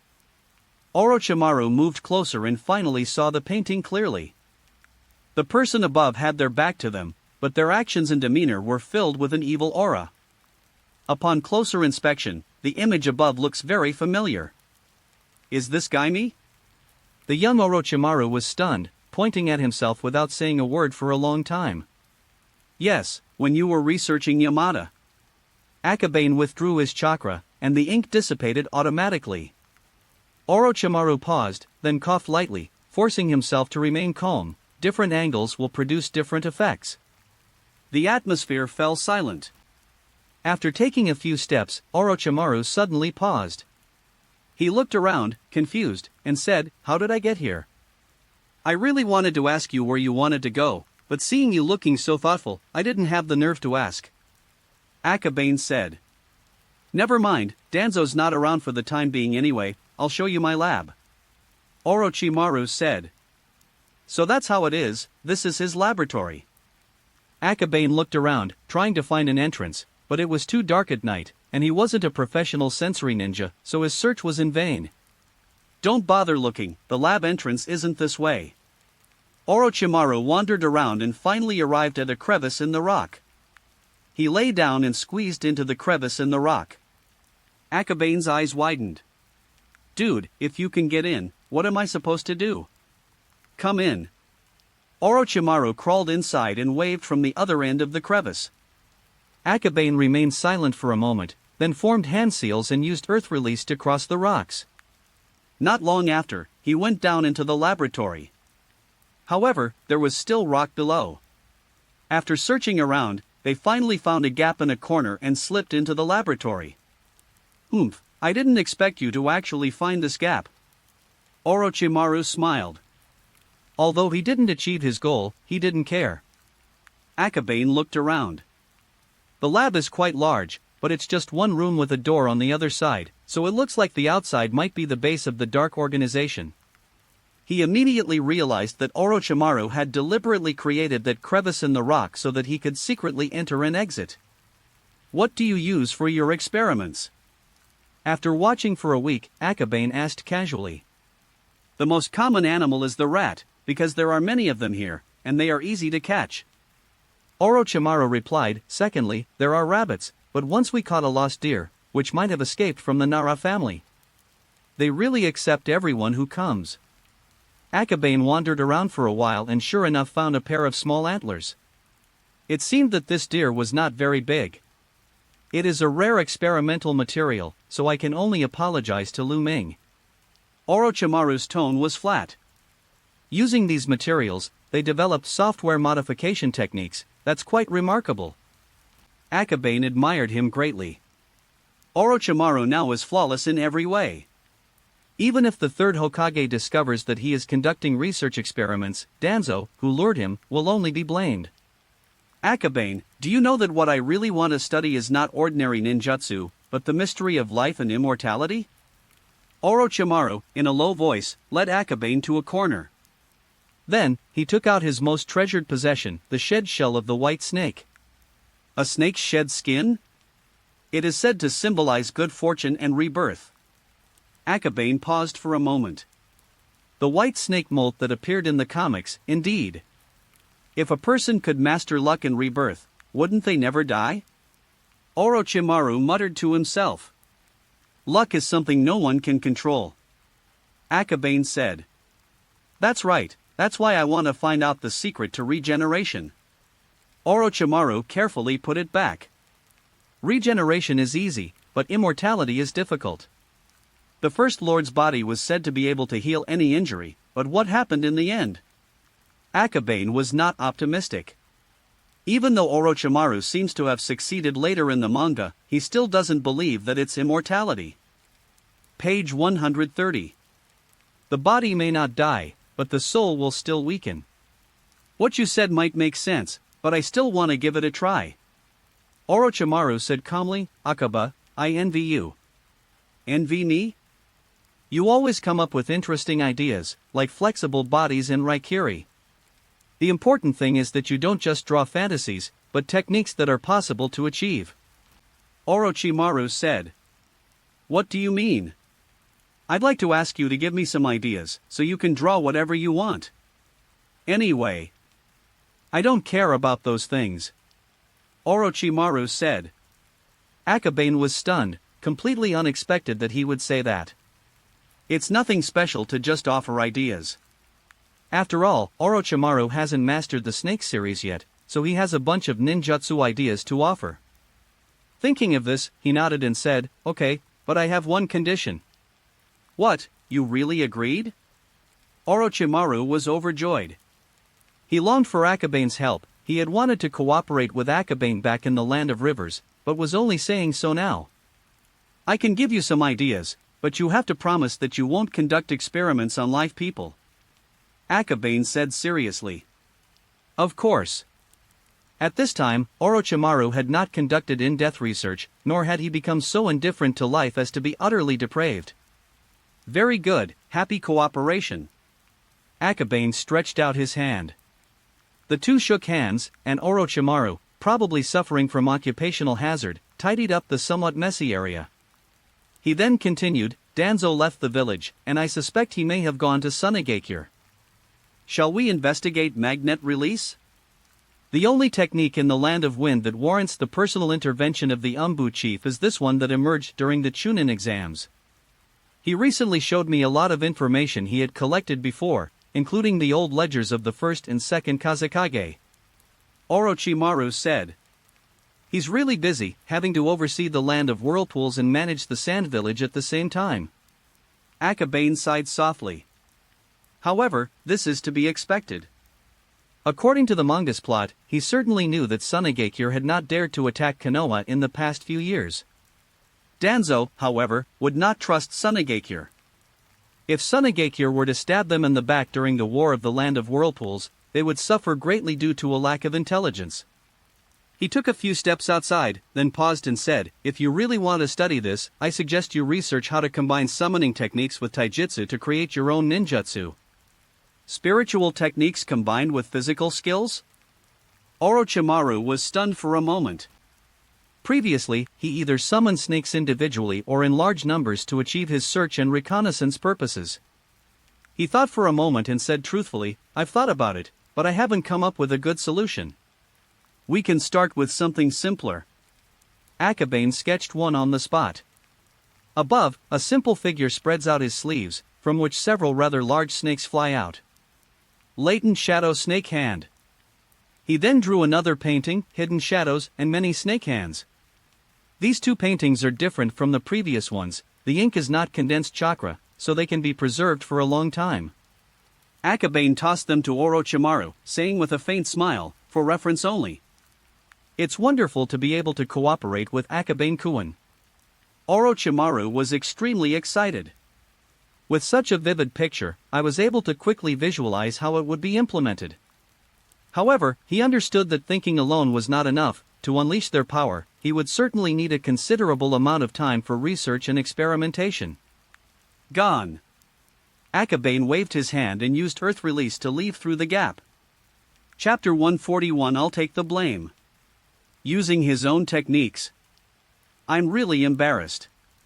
However, this is the result of comprehensive consideration.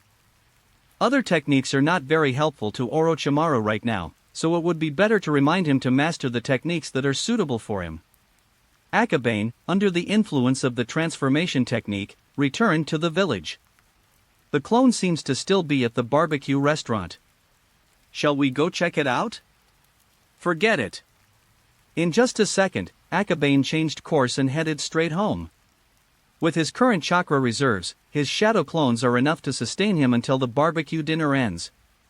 On the way, he casually opened the panel and took a look. My points have increased by over 100, and I'm just a little short of meeting the requirements to exchange for chakra enhancement. I should be able to change it when I wake up tomorrow. Akabane closes the panel.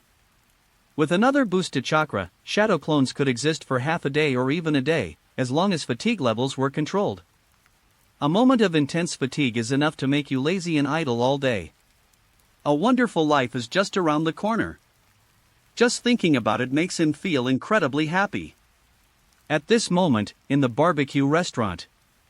Akabane, is it really possible to rent him? Of course it is, but the rental price for the latest chapter will be a little higher. Please understand. On stage, Akabane held a comic book, a professional fake smile plastered on his face, and vigorously promoted his book rental convenience plan. Below, a group of people were stunned. Was this Akabane, who was always so lazy that he didn't move at all? Is this guy a clone? Shuo Mao sighed helplessly. It seems so. Zishao rested her chin on her hand and nodded slightly. Even if Akabane in his true form had such plans, he would be too lazy to carry them out or would simply have Kurama unroll paste a piece of paper on it and be done with it. Fuga Kazuhiko, who knew nothing about Akabane, was completely bewildered. He seemed mature and shrewd, but he was still just a child. Faced with Akabane stealing the spotlight, he didn't know how to bring the atmosphere back down. This guy. Tsunade gritted her teeth. unlike Jiraiya, who no longer had diarrhea and focused solely on eating meat.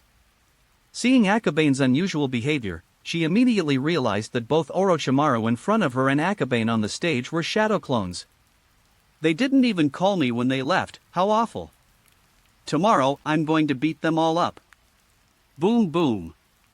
The plates on the table rattled from her trembling fists.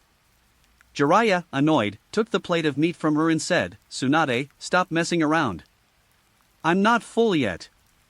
Eat, eat, all you ever do is eat. I'll give you all of this." Tsunade pushed the plate that was in front of her over as well. "I'm so angry I'm full."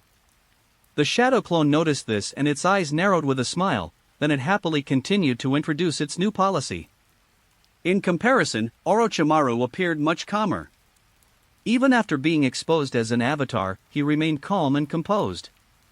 Later, even Hyuga Kazuhiko was completely bewildered. He originally planned to make some friends on his own, then have a casual meal, and the party would end there. Then, we'll invite another group of skilled people to go to the bathhouse for some fun. However, right now, Akabane is the one doing all the talking, he has no chance to interrupt. What should have been a nice gathering turned into a comic book exchange, with a group of people engrossed in reading comics and discussing the plot. Overwhelmed by their enthusiasm, he couldn't stop them and ended up reading the entire book of events himself. What the hell? He was filled with regret, wishing he hadn't invited Kurama Akabane. By the time Akabane finished speaking, the group had eaten and drunk their fill. Most people are not cunning. Once they've eaten their fill, they don't want to stay in the store any longer, thinking about going out to play or going home to sleep. The party thus came to nothing. Walk out of the store. Tsunade, grinning, grabbed Orochimaru and Akabane's hands and dragged them to a corner of the street. "Tsunade, what are you doing?" Jiraiya was also puzzled, and worried, he quickly followed. The next second, he heard a blood-curdling scream. When I ran over there, neither Akabane nor Orochimaru were in the alley. In the laboratory, Orochimaru was testing the correct way to use the hidden shadow snake hand when he suddenly felt excruciating pain all over his body. Hoo-hoo. Tsunade's self-control is just too good. He was panting heavily and it took him a long time to recover. Tsunade's punches were perfectly controlled in terms of power, and each punch hit the sore spot. When this feedback reaches the real person, the intense, tingling sensation. While relieving his pain, Orochimaru was somewhat puzzled since they were all clones. Why was Akabane so restless? Everyone would be fine if they just stayed put, but they had to cause this kind of trouble. Compared to Orochimaru, Akabane was much calmer. Enjoying the convenience of shadow clones comes with the possibility of being scammed. Even though he was in bed, he was woken up by excruciating pain. Page 131. Early the next day. The first thing Akabane did after getting up was to open the system panel. 1058 points. Exchange for half immortal physique, chakra enhancement. The chakra of the Uzumaki clan is far, far stronger than that of ordinary people. As soon as Akabane made the exchange, his chakra surged instantly. To be honest, he didn't have a lot of chakra before, but after the exchange, the chakra in his body increased by almost 1 or 2 times, as if the gate of rest had been opened and the gate of opening had been opened in an instant. A few seconds passed. He was panting heavily, and his body was covered in cold sweat. The surge in chakra didn't feel pleasant, in fact, it was somewhat painful. Akabane got up and took a shower. Then, he left a clone at home and made him work overtime to catch up on his work. I promised to submit the manuscript tomorrow, so I can't delay any longer. When he got downstairs, Akabane noticed that Kiyotsuki was looking at him strangely. Brother, what you just did? Shoo. Secret. Akabane smiled slightly, and the fluctuation and increase in chakra naturally could not escape the notice of Kiyotsuki, who had an extremely high level of perception. Ah. Xiao Qinyue nodded quickly, and the cat puppet on her shoulder made a thumbs-up gesture. Her puppet manipulation skills are becoming increasingly sophisticated. With such talent, it seems impossible for her not to be a ninja. Akabane sighed inwardly. When breakfast was served, Kurama Chiaki approached the table and asked while eating, "Do you have anything planned for today?" You can arrange your own time." "Why?" Akabane was somewhat puzzled. Kurama Chiaki rarely interfered with his daily activities, and this was the first time he had been asked such a question. "The Hyuga clan sent an invitation this morning," Kurama Chiaki said. "What?" Akabane was taken aback. "Didn't Hinata Kazuhiko invite a group of people yesterday?" He paused for a moment, then remembered last night's party, ruined by his clone, could hardly be considered a success. "If you don't want to go, I'll have the clan arrange it for you," Kurama Chiaki said. "Let someone go in my place. The Hyuga clan probably wants to win us over." After answering, Akabane ate a few bites of breakfast, thought carefully for a moment, and said, "I felt that I couldn't offend them, but I also couldn't get too close to them, so I ruined the party yesterday." He didn't say it was a shadow clone, and took the blame for himself. "Well, I will explain all this to the clan chief." Kurama Chiaki nodded, clearly understanding why the Hyuga clan wanted to win them over. After the Chunin exams, the performances of the 9 participants have gradually spread throughout the village. 3 were directly promoted to Chunin, the rest also performed quite well, and there's the network of relationships formed behind the 9 of them. That's understandable. After finishing his meal, Akabane prepared to go out and have some fun. After thinking it over, he originally planned to go to Orochimaru's place, but as soon as he stepped out the door, Xiaoqingyue chased after him. "Brother, wait for me." "What happened?" Akabane turned his head suspiciously. "I haven't hung out with you guys in a long time. I want to go to the Senju area," she said timidly. "No problem, Konoha is very safe, but remember to come back soon." Akabane didn't take it to heart and just said it casually. "Akaba, how can you be so insensible? Kiyotsuki just arrived, how could she possibly know the way around Konoha?" Upon hearing this, Kurama Saki angrily came out of the house. Akabane paused for a moment. How could such a highly sensitive humanoid radar get lost? Besides, Lord Mito has been so kind to you. It's understandable that you were busy yesterday, but shouldn't you go and visit him today? Kurama Saki continued to scold. Headache. Akabane scratched his head. He hadn't planned to go to the Senju clan because he wanted to avoid Tsunade for the time being. Looking back now, it seems there was no way to avoid it. "Brother, No problem, I'll show you the way. Then you can go find your friends by yourself later." Akabane patted her head, then straightened up. Xiaoqingyue quickly followed, with the small puppet cat perched on her shoulder. From the moment she got it, she was practically 10 steps away from it. Stepping out of the Kurama clan, her red hair was particularly eye-catching. As they walked from that direction, many passers-by frequently turned their heads back. After a long while, Akabane led her to the Senju clan's encampment. The Senju clan's territory is just ahead. Once you go inside, Akabane crouched down to point the way, and if he could avoid it, he would run away immediately after pointing the way. Although the beating she received yesterday was physical, the pain and memories it evoked were enough to demonstrate Tsunade's anger and ferocity. "Brother, are you avoiding Tsunade?" Xiaoqingyue said astutely. Akabane's expression stiffened slightly, and he immediately said, "How could that be? Tsunade and I have a very good relationship." "Oh, no wonder." Xiaoqingyue gave him a wink, as if hinting at something. Akabane paused for a moment, then patted her hand to indicate that he understood. It seems Tsunade was lying in ambush nearby. How insidious. He secretly complained to himself. If he had just turned to leave, he would probably have been caught on the spot, not to mention the consequences. You're wrong. I don't get along with him at all." Tsunade said angrily, "You didn't even take me with you when you ran away yesterday, you just sneaked off with Orochimaru." "Ahem, I still need to pay my respects to Lady Mito. Let's talk as we walk." Akabane changed the subject and led Kiyotsuki forward. "If you hadn't come today, Grandma probably would have sent me to get you," Tsunade said. "Huh? Why?" It seems to be related to your comics, but I don't know the specifics. Even Tsunade, who was closest to Mito Uzumaki, couldn't fathom her thoughts. Akabane pondered for a moment and decided to leave it alone for the time being. Anyway, whether you stick your neck out or not, you'll get stabbed anyway, so just grit your teeth and go for it. He walked into the yard and saw Mito Uzumaki lying leisurely inside, with 7 comic books next to her that caught his eye. She brought out all the comics. What's the situation?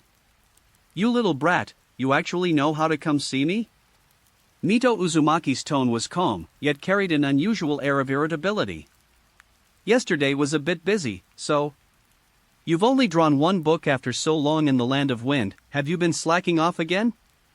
Also, such a fun technique as virtual illusion, you still haven't let me experience it? Mito Uzumaki suddenly sat up, looking annoyed. Chapter 142 No drawing? Lock me in the dark room. Nani? Akabane was stunned. He thought Akabane was angry about something, but it turned out he hadn't played the game. Not only him, but Tsunade and Kyoto were also confused.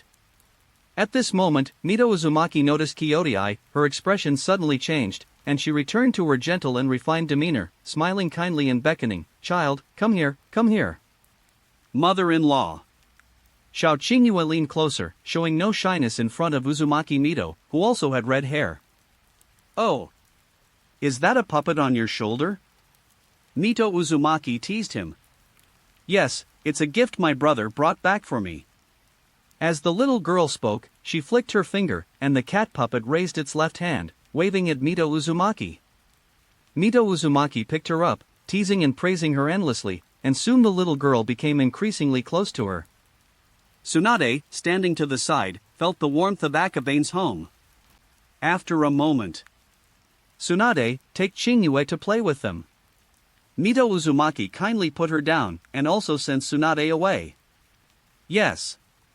Tsunade readily agreed, then beckoned to Xiao Qingyue and led her out of the courtyard. Akabane sat upright. He sensed that Mito Uzumaki had more to say than just those things, and that's why he sent Tsunade away. Mito Uzumaki put the manga aside, lay back in her chair and rocked back and forth. After a while, she said, "Akaba, I read all the manga you've been working on lately today." Page 132. And then? Akabane was somewhat puzzled. So far, apart from Sasuke, there has never been a second member of the Uchiha clan. Mito Uzumaki sat up straight. Is this a coincidence? No, of course it's not a coincidence. Akabane said with a smile. When I was watching it, I was wondering why there was only one Sasuke in the Uchiha clan. According to your plot, the Uchiha clan was wiped out, right? Mito Uzumaki was holding 7 manga volumes. If the Uchiha clan wasn't wiped out, why hasn't it appeared yet? Moreover, when Mizuki Haku faced off against Uchiha Sasuke, Zabuza mentioned that he was a descendant of the tragic clan. She hadn't noticed it before. Upon rereading, these tiny details became apparent. Yes, that's foreshadowing for what's to come. Akabane did not deny that these plot points themselves contained many foreshadowing elements, which would not be difficult to notice if one paid attention. You're going to make a huge mess of things again. Mito Uzumaki said with a headache. Grandma, who can say for sure? I'm just drawing. Besides, the Uchiha might even have to thank me. Akabane smiled slightly. Since the last time, he has had a secret connection with the Uchiha clan. The Uchiha clan wasn't as difficult to deal with as I had imagined. I see, so you have connections with the Uchiha clan. Mito Uzumaki lay down and remained silent for a long time. The older she got, the clearer her eyes became. From just a few words, she could guess what would happen next from Akabane's words. Older gingers are more spicy. Forehead. Akabane paused for a moment, then felt an urge to slap himself twice. Humph, you don't need to worry about me telling the third Hokage. Mito Uzumaki said calmly. I see. Regardless, Mito Uzumaki was acting in his best interest, which is why she noticed this and came to say those words. In addition, he did have a deal with the Uchiha clan, and it is estimated that the Uchiha clan will contact him again in the near future.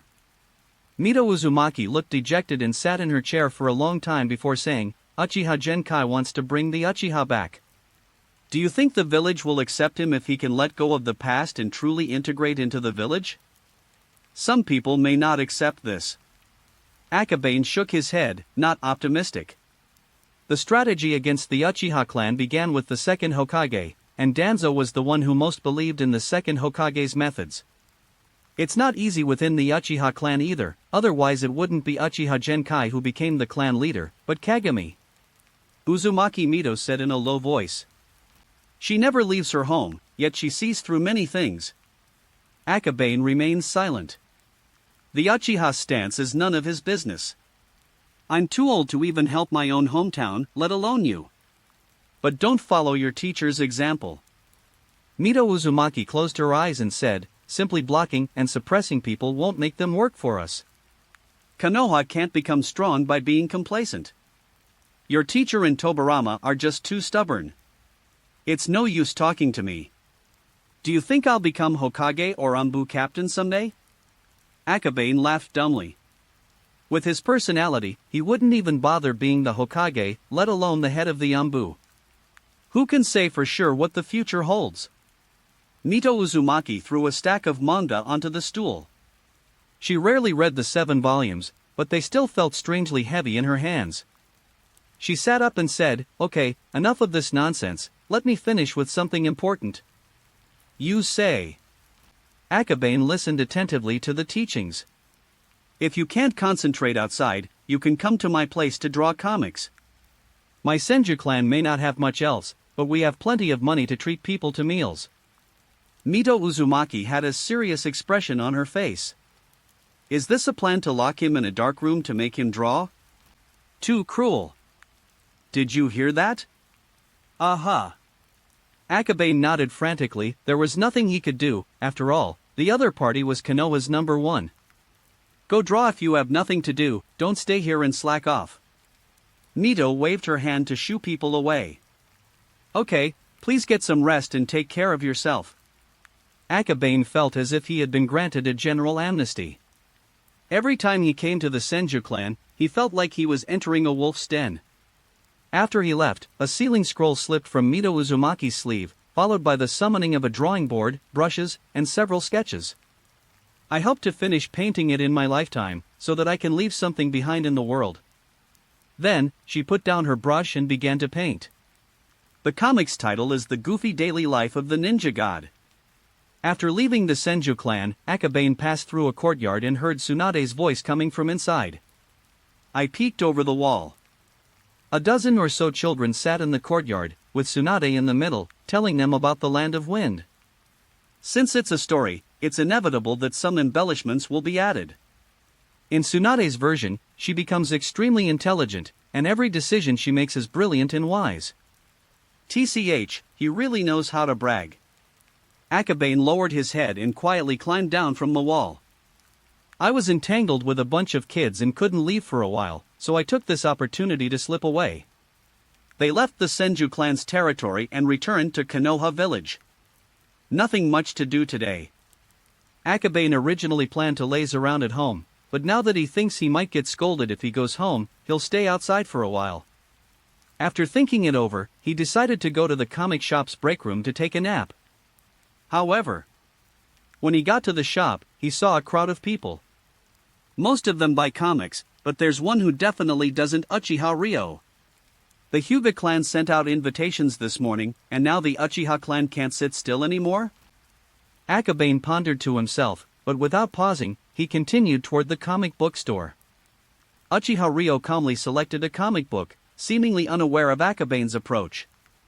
However, when their eyes met, Akabane noticed a flash of red in Ryo's eyes, followed by Otomo Magatama, spinning rapidly. The next second, Akabane was instantly pulled into the illusion. The surrounding area was ablaze with flames, but it was clearly just a simple illusion. The Kurama clan is nothing special, they can fall for illusions just like everyone else. Uchiha Ryo appeared in the illusion. From the moment he awakened, he couldn't wait to defeat Akabane, and now he finally had his chance. You came to see me just for these things? Akabane remained calm. Uchiha Ryo's mental strength was too weak, making it incredibly easy for him to break the illusion. If Uchiha Ryo were to launch an attack using Genjutsu right now, he could even deflect the Genjutsu back. A Sharingan with only one Tomo is really nothing special. If you're so capable, break my illusion before we talk about anything else. After finally succeeding in using the illusion technique, Uchiha Ryo was somewhat embarrassed and angry because the other party still acted as if he was in complete control. Akabane sighed softly, and then he concentrated his mental energy, instantly bursting forward and forming hand seals.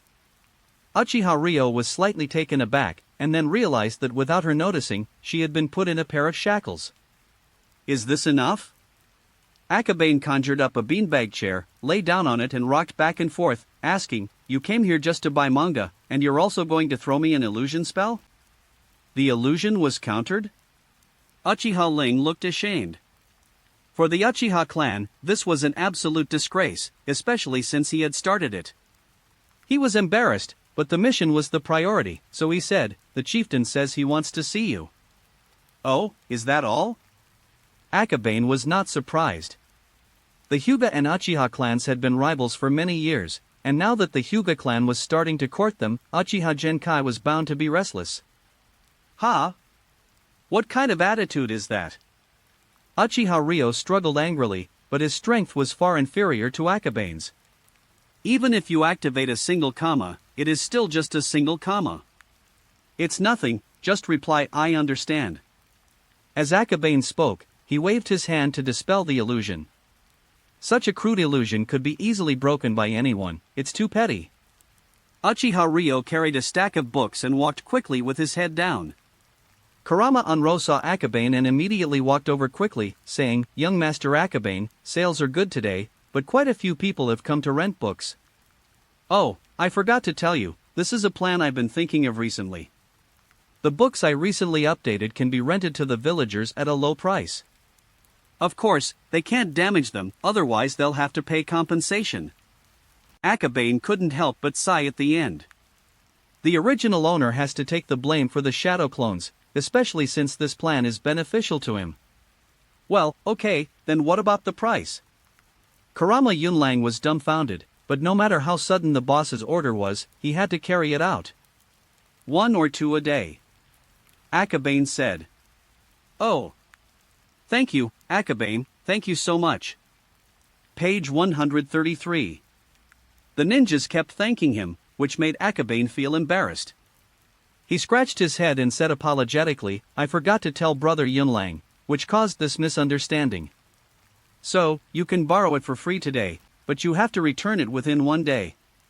"Kibakuin, thank you so much, but we know each other, so 1 set is fine." They kept bowing and thanking him, then took the comic book that Kurama Yunlang handed them. The 4 or 5 people left quickly. Akabane sighed. For these commoner ninjas, even 100 ryo was incredibly precious, and they might not even know the person they were borrowing from, so 1 ryo a day was within their means. "Young master, could you please let me know next time you have a new plan?" Kurama Yunlang said weakly. "I'm so sorry, it was an accident."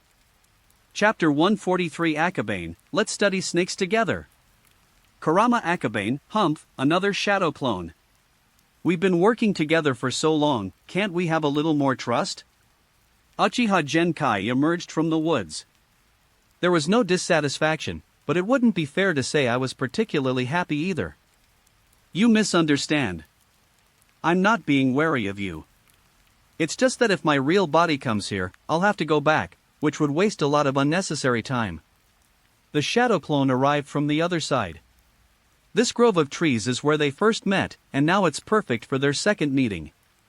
Upon hearing this answer, Uchiha Genkai couldn't help but sigh softly. This guy is incredibly lazy. However, he didn't say anything.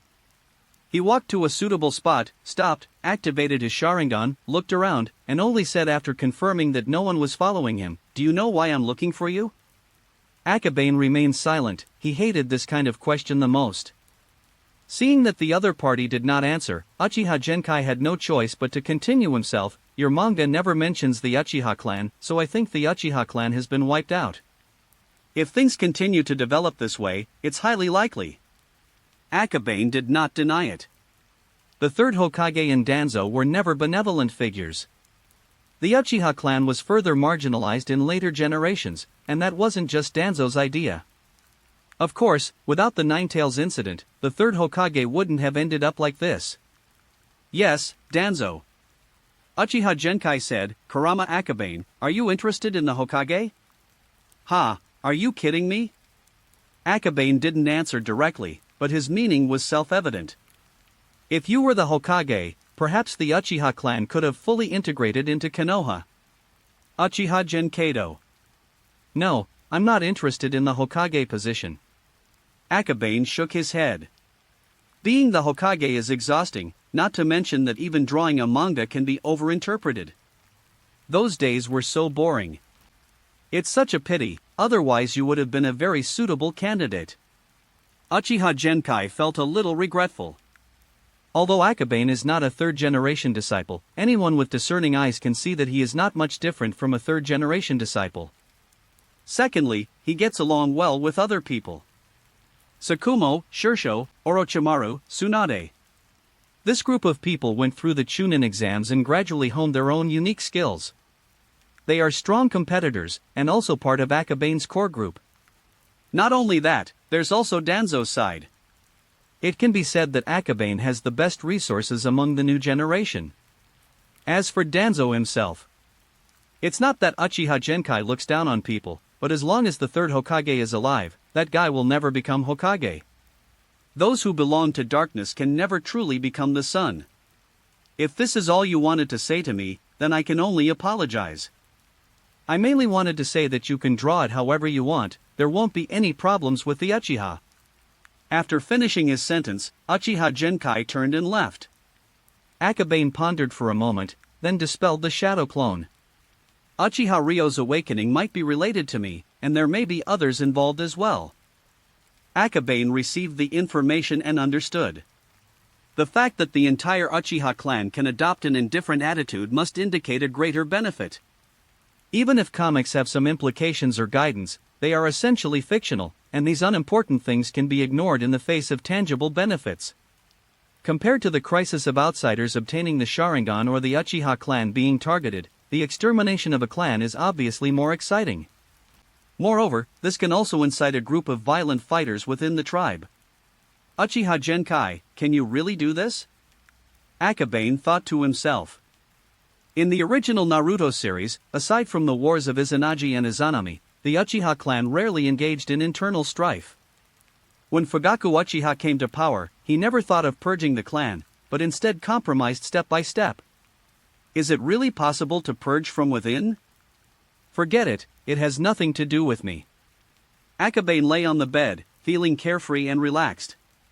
What happens within the Uchiha clan is none of his business, and as for the Hokage, no matter how much others try to push him, he has absolutely no interest. Besides, I'm only 12 years old. If I want to become Hokage, it will probably take me more than 10 years. However, considering the threat posed by Nito Uzumaki. After lying down for a while, Akabane got up, took out his drawing board, and began to draw. Naruto has to continue, otherwise if he really gets locked up in a dark room, he's doomed. Given Nito Uzumaki's reputation, Chiaki Kurama would only be happy that his son would have the opportunity to receive guidance, not worried or afraid. The next scene is the first Chunin exam. It's pretty easy to draw. Akabane recalled the plot in his mind, then quickly picked up his pen and began to draw. It doesn't take long to draw a picture, let alone when the plot and storyboard are already in your mind. Not long after, the episode was finished. However, while he was engrossed in his painting, a snake's head suddenly peeked out from the window. It looked at the window, then squeezed in through the crack. Orochimaru? What's wrong? Is there a problem? Akabane grabbed it. King Akabane, I have mastered the 2 techniques you mentioned. It is the snake clone, the snake said. So fast. Akabane was stunned for a moment. Hidden Shadow Snake Hand and Hidden Shadow Multi-Snake Hand were not difficult, but he had already mastered them in just one night? It takes a lot of effort to apply it in real combat, and I've only just mastered it now. the snake clone said calmly. It was said lightly, but... Akabane sighed softly. It seemed there was a reason why this guy was called a once-in-a-century genius. Okay, I'll think about it some more. He pondered for a moment and quickly drew 4 pictures. Orochimaru-style substitution technique. The fierce snake takes a step. Evil serpent wrist explosion. The formation of 10,000 snakes. The last one doesn't require much technical skill, it's simply a matter of sheer quantity, so it's just an extra. Of the 3 ninjutsu, the substitution jutsu is the most difficult. Other ninjutsu are simply a combination of taijutsu and summoning techniques, forming a mid to long range combat style. Orochimaru's substitution technique is similar to a snake shedding its skin, discarding the outer layer and regenerating a numi from within. It doesn't require hand seals, but it does consume a lot of chakra. The snake clone climbed onto Akabane's shoulder and looked down, memorizing the images of the 4 paintings. This substitution technique is incredible. Orochimaru was very surprised. He obtained a snake's molt and wanted to study methods of luck and regeneration from it, but he never thought of using the snake's molt itself to create a ninjutsu. This is just a preliminary concept, you'll need to develop the specific principles of ninjutsu yourself. Akabane said. That's more than enough. The snake's body flicked its tongue, appearing extremely excited. The worst thing about research is not its difficulty, but the lack of a research direction. It flicked its tongue and said, Akabane-kun, would you like to study snake-type ninjutsu with me? I don't have a psychic contract. Akabane gave a casual reply while continuing to draw his manga. I have it here. No, snakes don't suit my temperament. Akabane immediately refused. That's too regretful. He has all sorts of ninjutsu ideas, but he just doesn't like snake-type summoning beasts. The snake's clone flicked its tongue and then returned the way it came. I have to admit, for a moment, Akabane was indeed moved. Orochimaru's summoning beast is Manda, and Manda comes from Ryuchi Cave. As one of the 3 holy sites, the strength of Ryuchi Cave is beyond doubt. Once you pass the test of Ryuchi Cave, you can even cultivate the immortal mode. Chapter 40. But it's too ugly. Akabane doesn't consider himself a looks-obsessed person, but he still can't psychologically accept that he's been made to look so ugly. He drew up to chapter 40 in one go, and immediately felt a bit tired. I'm not actually sleepy, I just don't want to move. Lie down and rest for a while, then continue drawing later. Akabane crossed his legs, thinking that if he had a phone or computer right now, playing a game would be perfect. Unfortunately, let alone computers, no one can even master the game fantasy realm. So annoying. I wonder when Shinku will be able to learn it. After lying down, although he had things on his mind, he fell asleep soon after. It turns out that a love of sleep has nothing to do with physical strength. However, not long after he closed his eyes, there was a loud knocking on the small door. Young Master Akabane, are you there? Don't hide inside and keep quiet. I know you're inside. The clan needs you and wants you to go back quickly. Anma Yunlang kept knocking, but he dared not barge in.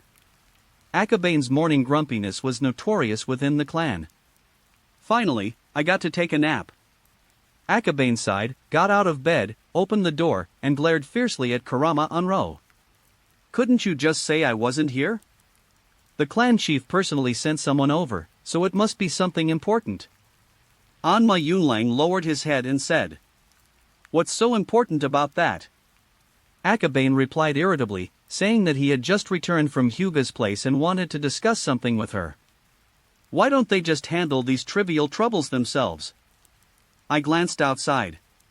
Karamagawa's son stood at the door, making it clear that he wouldn't leave until Akabane appeared. Hearing the noise, Kurama Shunji walked in. Akaba, you'd better come with me. All right. Akabane had no choice but to go to the clan with him. Upon arriving at the clan's residence, Anmawoa did not return to his own home but waited in the reception room at the entrance. Seeing Akabane approach, he pointed to the seat, indicating that he should sit down. Akabane greeted him with a bow before sitting down. Karamagawa waved his hand, signaling his son and the others to leave. Soon, only he and Akabane remained. He then cast an illusion spell, pulling Akabane into the illusion. "You came to see me because of the situation of the Hyuga clan?" Akabane asked first. "The Hyuga clan wants to restore relations with us." Anma nodded. "Recover?" "Yes, we used to have a good relationship with the Hyuga clan until after the war, when our clan suffered heavy casualties and the new generation lacked talent." Kurama sighed wistfully as he finished speaking. His son, Shunji, is now an elite chunin, considered one of the best among his generation in the clan, but he is far inferior to those of other clans. The Hyuga clan knows my potential, so they want to re-establish diplomatic relations. Akabane understood the clan leader's meaning. The Kurama clan is currently facing a generational gap and, despite normal development, the clan has never risen again. The restoration of diplomatic relations between the Hyuga clan and him is clearly related to this. That's right. They probably want to use us against the Uchiha. I called you over here to hear your opinion. Kurama said. I don't think joining such a war is a good thing. Akabane said solemnly. You think the same way as me, but some people in the tribe don't think so. Chapter 144 Illusion equals brainwashing? Even the smallest families have disagreements. Then, Kurama explained the whole story. For most people in Kurama, the Hyuga clan is like a great tree, and relying on this great tree can make the Kurama clan stronger. However, they forgot why Hyuga didn't come looking for them when they were weakened in previous years. Only strength can convince people. Unfortunately, many people cannot see through it. I just finished talking about others, and I never thought I would have to face this kind of thing myself. Akabane couldn't help but laugh at himself. It's not just the Uchiha who are having these headaches. Anma sighed, somewhat unable to make a decision. Purging internal corruption was not something that could be done simply by saying a few words. It was a brutal internal war. You must have called a meeting, right? Akabane asked. Yes, they are in the conference room at the back. Anma nodded. Akabane made a hand seal, dispelling the illusion. Indecisiveness leads to disaster. On this point, he felt that the hypnotized and brain-dead Monka was right, that Lao Tzu was great, and had nothing to do with you. A bunch of incompetent teammates giving bad advice will only result in a loss. Akabane had been living a good life lately and didn't want these idiots to disrupt it. If we're going to purge, I'll do it. You're the future of the family. Kurama clenched his fists and stood up to walk to the front. I hate trouble. Akabane followed them out, all the way to the conference room. Kurama opened the door and went in first, sitting down in the main seat, then pointed to an empty seat next to him. Akabane walked over and sat down without any hesitation, waiting for the clan leader to speak first. Elders, let's continue our previous topic. Kurama said calmly, we were just talking about the Hyuga clan wanting to join forces with us. Who agrees and who disagrees? Clan leader, we should join forces with the Hyuga clan. They are a powerful clan. We've allied with them before, so it's perfect for us to join forces now. I agree to join forces. Many elders immediately spoke up, but some sensed something was wrong and kept quiet without offering their support. Elder Jinni breathed a sigh of relief. He knew that the family crisis had come to an end. Those who agree, please stand up. Kurama said calmly. A bunch of people stood up with a clatter, but some of them looked a bit off after standing up, and after hesitating for a moment, they sat back down. I hereby declare that all those who just stood up are removed from their positions as elders.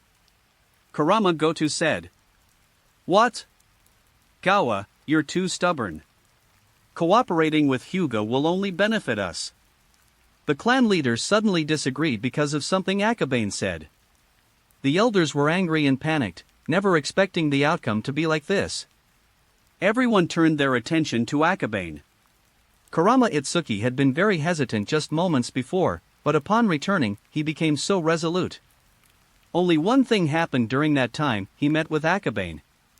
Elders, do you believe that cooperating with the Hyuga clan would be beneficial? Akabane smiled slightly. We can profit from the conflict between the Hyuga and Uchiha clans. Cooperating with the Hyuga would only increase our price. An elder said.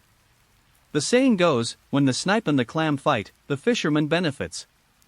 That's exactly their idea. The Hyuga clan is cooperating with us because we have a bloodline limit, and the elders also have the bloodline of Kurama. Why don't you separate yourselves and cooperate with the Hyuga clan yourselves? It makes no difference anyway. Akabane shrugged, not caring at all. These people are old, they have no ambition to compete and only know how to scheme in their own rooms. They are stubborn, corrupt, and greedy. They were taken aback, then objected in unison, saying, how can there be no difference? The difference is that you are already useless, while we are useful and powerful. Moreover, your choices are foolish and wrong. Akabane said coldly, if you can't even beat us, what makes you think you can play the double agent game in front of the Hyuga and Uchiha? Traitor?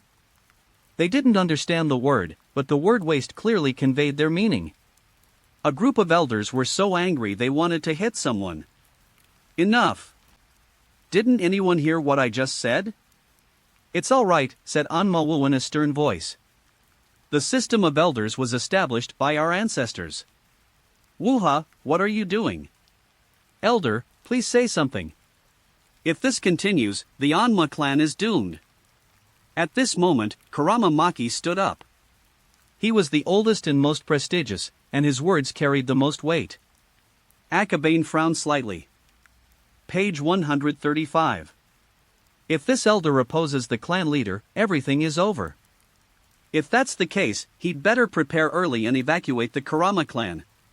Trying to outmaneuver the Hyuga and Uchiha clans is tantamount to playing with fire. Even in its prime, the Kurama clan, let alone in its weakened state, wouldn't have the resources to do so. What great things can a group of weak and sickly people accomplish? I think Akabane's suggestion is good. If you think it would be beneficial to establish diplomatic relations with the Hyuga clan, then go ahead and do it yourselves. Kurama Maki said, in the name of the Grand Elder, I hereby declare that you are expelled from the Kurama clan. What? These elders are going crazy. They thought the elders would be easy to talk to, but they turned out to be ruthless one after another, and in the end they weren't even considered members of the tribe anymore. Guards, drive them out of the tribe's territory. Kurama Maki's expression was indifferent. Having witnessed the conflicts of the battlefield, his decision was more resolute than that of Kurama Gawa. Debate? None of this is necessary. Once the decision is made, simply remove these people. Yes.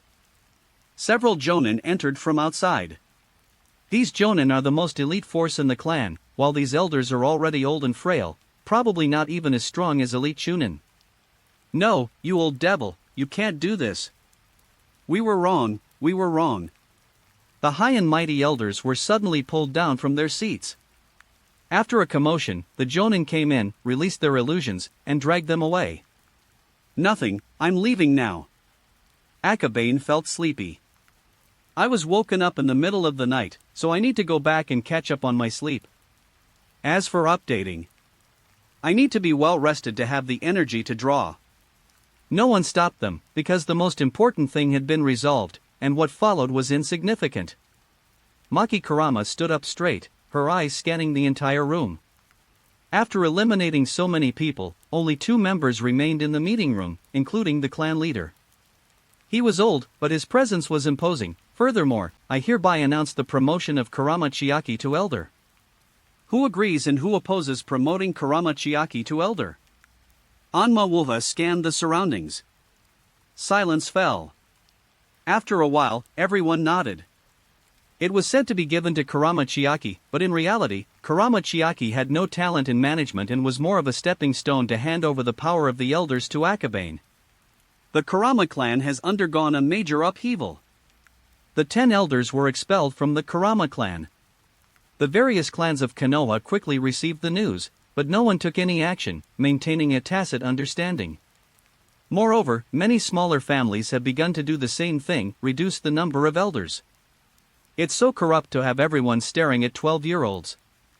Inside the Hokage's office, the third Hokage reluctantly shut down the telescope technique. How could he possibly miss the actions of the Hyuga clan? They orchestrated the balance between the two clans. If the Kurama clan were to truly side with the Hyuga, the final outcome would be dire. Third Hokage, what about the Hyuga clan? They will understand. The third Hokage shook his head, not instructing the Anbu to make any moves. There's no need for Shadow to interfere in struggles within the rules. Akabane lay on the bed and soon figured it out. Even without him, Maki Kurama would have intervened to suppress it. In the face of this battle-hardened old man, this matter was really just a small farce. He could clearly see the road ahead.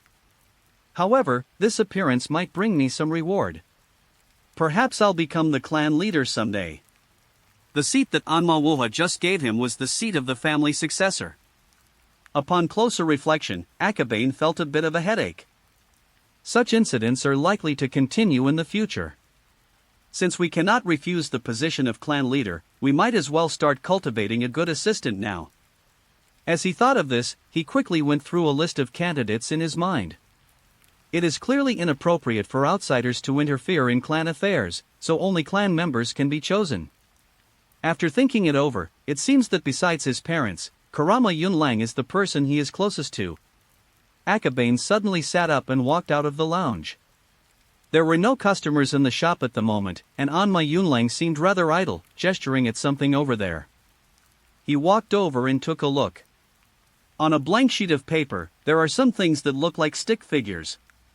Akabane stroked his chin, pondered for a moment, and then asked, "What the hell did you draw?" "Oh. Sorry, Anma Yunlang blushed and quickly hid the painting behind his back. "Don't bother learning, you don't have any talent," Akabane said. Although he had never drawn anything before, Jiraiya's first work was more than 100 times better than this. "Sorry, I just didn't know what to do, so I just scribbled something," Anma Yunlang immediately explained. He is indeed very busy when he has business, but when he has free time, he is equally bored to the point of being infuriating. "My business won't just be this one store. In the future, you'll be managing many stores and many people. With your current abilities, you're not qualified yet." Me? Kurama Yunlang pointed to himself, somewhat incredulous. "He's just an ordinary person. Go learn how to manage, I'll need you to grow the business in the future," Akabane continued. "What?" Kurama Yunlang was completely bewildered. To be honest, he doesn't have much ambition, and he's quite content with his current life. Further up, it seems a bit far. "Believe in yourself, you possess extraordinary management skills." Akabane gave a thumbs up. "Do I possess extraordinary management skills? Why don't I know this myself?" Kurama Yunlang looked at his hands, his expression a little confused. When the Sage of Six Paths closes a door, he opens a window for you. There are no mediocre people in the world, only people who haven't discovered their talents. Akabane continued to offer motivational platitudes. He could talk about these kinds of things for an hour without repeating himself, since there are tons of them online in his previous life. Moreover, hypnosis is also part of illusion. As a master of illusion, it's not difficult to add a little hypnotic technique while spouting motivational platitudes. He felt he was just like some of the leaders in his past life's videos, brainwashing his subordinates relentlessly. Close a door, open a window. Kurama Yunlang was stunned. He was starting to believe that he did indeed have a good talent for management. Otherwise, why would young Master Akabane value himself so much? After a few seconds, he clenched his fist and said loudly, "Young Master Akabane, please rest assured, I will definitely work even harder." That's how it should be, keep it up.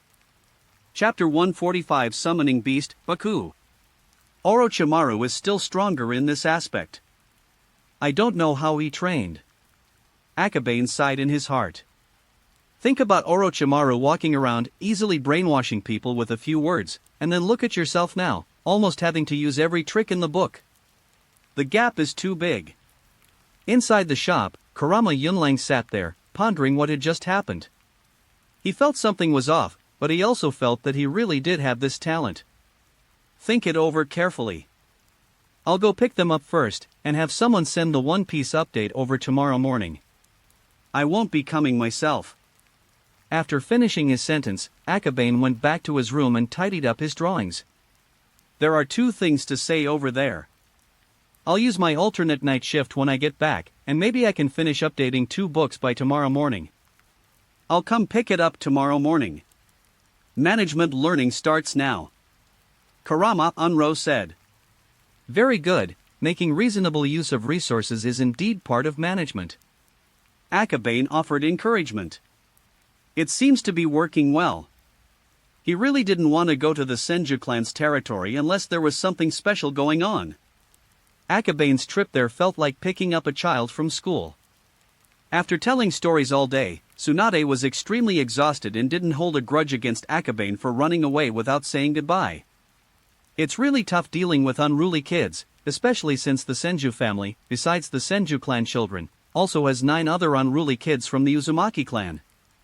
Akabane felt a pang of sympathy, but had no intention of taking the blame for her. I hate bratty kids the most. Lolas are the best, they're not clingy and are very well behaved, so there's no need to worry about them at all. Arrive home. Page 136. Kurama Chiaki and Kurama Saki were not there, but he went upstairs and saw that his clone had already finished the 2nd volume of One Piece. The little girl didn't make a fuss. Instead, she picked up the completed first draft and looked at it even though she hadn't read the 1st volume of One Piece at all. She glanced at it for a few moments, then suddenly asked, "Brother, why can Zoro talk while biting a knife?" Professional training is all that's needed, like what I do. Akabane pulled out a kunai and put it in his mouth, yet he was still able to speak freely. Amazing. The little girl looked at Akabane, and then tried it herself. But she's still young, and it's hard for her to speak, let alone talk about kunai, or even just hold a chopstick in her mouth. She read it once and gradually grew to like the art style and the manga. She even went to Akabane's room and dug out the original manuscript of the 1st volume of One Piece. These comics should keep her occupied for a while. Akabane reassigned tasks to his clone, then cooked some food for himself, ate with the little girl, washed up, and went to bed. Until the next day. He didn't see Kurama Chiaki until he woke up at noon. Get up. Yunlang came by this morning and took the 2 comic books you left downstairs. Upon seeing Akabane, Kurama Chiaki immediately spoke up. Akabane nodded and came downstairs. He sensed that Kurama Chiaki had something on her mind. Eat something first, I have something I want to tell you. Kurama Chiaki pushed the unfinished rice ball towards Akabane, letting him eat it slowly. Akabane did not refuse. The rice balls tasted good, but being stared at by others made them taste bland, no matter how delicious they were. He ate some, then wiped his mouth and said, "Father, please speak frankly. I have been appointed as an elder." Kurama Chiaki's tone was heavy, as if this was not a good thing, but a great burden. The position of elder? Akabane thought for a moment, puzzled as to why he was so downcast, and couldn't help but ask, "Is this a good thing?" Previously, there were 14 elders, but they didn't have much power. Now, including Kurama Chiaki, there are only 5, making their achievements far more prestigious.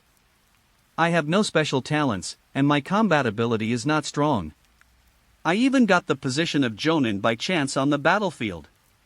Kurama Chiaki rambled on, "There are plenty of people in the clan who are better than me and know more about management, so why did I become an elder?" Akabane didn't say anything. In terms of ability, Kurama Chiaki is indeed lacking. Perhaps because of this. Later I realized that I had given birth to a good son. Kurama Chiaki sighed. He never imagined he would become an elder, but inexplicably became the youngest elder in the family. This feeling is just too subtle. So, what happened between you and mother last night? I spent the whole night socializing. Kurama Chiaki said irritably, 10 elders were expelled from the family, and their descendants caused some trouble, so Elder Shinji kicked them all out. Throughout the night? Akabane was somewhat surprised. Yes, Elder Shinji said that our family is small and doesn't need too much noise. Kurama Chiaki said. That's why Kurama Chiaki was dragged into it, which is obviously more because of Akabane. telling me all this? Actually, it doesn't mean anything else. I think Elder Genie, the clan leader, hopes to communicate with you through me. Kurama Chiaki smiled and said. Well, I can't be bothered with something so troublesome. Akabane ate a little more, then waved his hand, indicating that he was going out to check out the comic book shop. I fell asleep yesterday and didn't really know how many shadow clones I drew. I need to go and find out what's going on. As he stepped out of his house, he frowned slightly. 1, 2, 3. The moment they saw Akabane, they all hid and refused to come out again. A murderous glint flashed in his eyes, and he pressed his hands together in a seal, causing a paintbrush and drawing board to emerge from the sealed scroll. Lord Akabane, please don't do it. Seeing his movement, the men quickly turned back and jumped out from the shadows. He wore the uniform of the Dark Guard, but only one called him Lord Root. Akabane frowned slightly. Go out and talk. He packed his things and left through the main gate. As they walked into the woods, 3 Root members appeared and knelt before Akabane. What do you want from me? Akabane asked. Lord Danzo left a message. If you cannot return within 3 days, please temporarily take charge of the Yambu. The Root members knelt down and said. Judging from his voice, he should be the one from the Aburame clan. What? Akabane was a little confused. What did Danzo mean? We don't know the specifics. Please come with us to the secret location to investigate. That's what the Root members said. That's okay. He didn't understand what was going on for a moment, but it had gotten to such a serious point that it wouldn't be right not to go and check on it. The Root member bowed slightly, then took out a set of clothes from the sealed scroll. The clothing of the Dark Division. Akabane changed into his clothes and followed them to the Yambu. The Yambu base is quite far from here, but given the speed of a ninja, it won't take long at all. The base was dark and winding, like a maze. After walking for a while, he arrived at Danzo's office. You wouldn't have tricked me into coming here and then locked me up, would you? Akabane was somewhat wary. Mito Uzumaki's darkroom was just a threat, but the room in front of us was a real darkroom, the kind you can't get out of once you go in. You're joking. The Aburame clan's Root gave an awkward laugh. Unless Danzo personally intervened, who would dare to imprison him? He opened the door for Akabane. Inside was a small room, filled with many items, all of which appeared to be things Danzo used regularly. Not only that, there was also a sealed scroll in the corner. Jen led the way in, then picked up the scroll. Lord Danzo said that you will understand once you see what's inside. After he finished speaking, he bowed slightly and left first. Akabane picked it up and glanced at it. The sealing technique on it was very simple. He could easily remove it by using a little chakra. Then he picked up the scroll. Of the 5 great villages, only the second Hokage of Sunagakure is still alive. The situation in the land of whirlpools is critical, and the attitude and strength of Sunagakure are unclear. Just in case, we must find out enough information about Sunagakure. Whether we like it or not, there are some things that have to be done. It was just a few simple words, but the meaning was very clear. Even facing the second Kazekage in Sunagakure, Danzo himself wasn't entirely confident. However, intelligence must always be gathered. For example, in Naruto, Jiraiya died in Amagakure while gathering information about pain. Of course, the last sentence also meant that Akabane would temporarily take over the Yambu. With the assistance of the Eugen squad, it was easy for him to take charge of the Dark Division. After all, Root is not yet an independent department, it is just a small team composed of elite members of the Dark Division. On the table, there was also an open scroll. Several names were written on the scroll, the most recent being Shimura Danzo. It looks like a spirit scroll. Next to the spirit scroll, there was a piece of paper with the key points of the contract spirit scroll written on it. Danzo's summoning beast is the legendary Baku. That hint is quite obvious. To be honest, Akabane was genuinely surprised. Perhaps it was his biased perspective from his past life that made him feel something was off about Danzo, but this time, power, spirit scrolls, and so on were all placed here. Danzo was truly prepared to die as he went to gather intelligence. Is this really Danzo? Surprised, he couldn't help but hesitate. Baku, should we sign it? The Baku appears too infrequently in the manga, making it impossible to assess its overall strength and specific abilities. In addition, the appearance of the Dream Eater seems somewhat bizarre. However, the dream-devouring creature seems to have the ability to devour dreams. Could it be combined with illusion magic?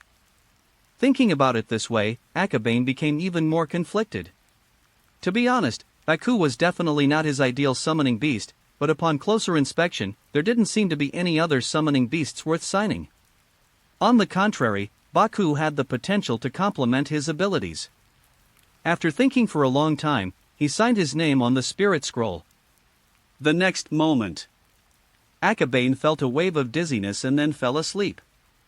Page 137. He opened his eyes and saw the familiar room. Dream? Akabane sat up and looked around thoughtfully. The dream was clearly somewhat crude, and when I opened the window, I could see the distant woods disappearing. Hey, stop playing around and come out to meet me. But nobody paid any attention to him. Looks like I'll have to give them a taste of their own medicine. Akabane formed hand seals, mobilized his chakra and spiritual energy, and then used a genjutsu counter technique to quickly break through the dream. But unfortunately, it failed.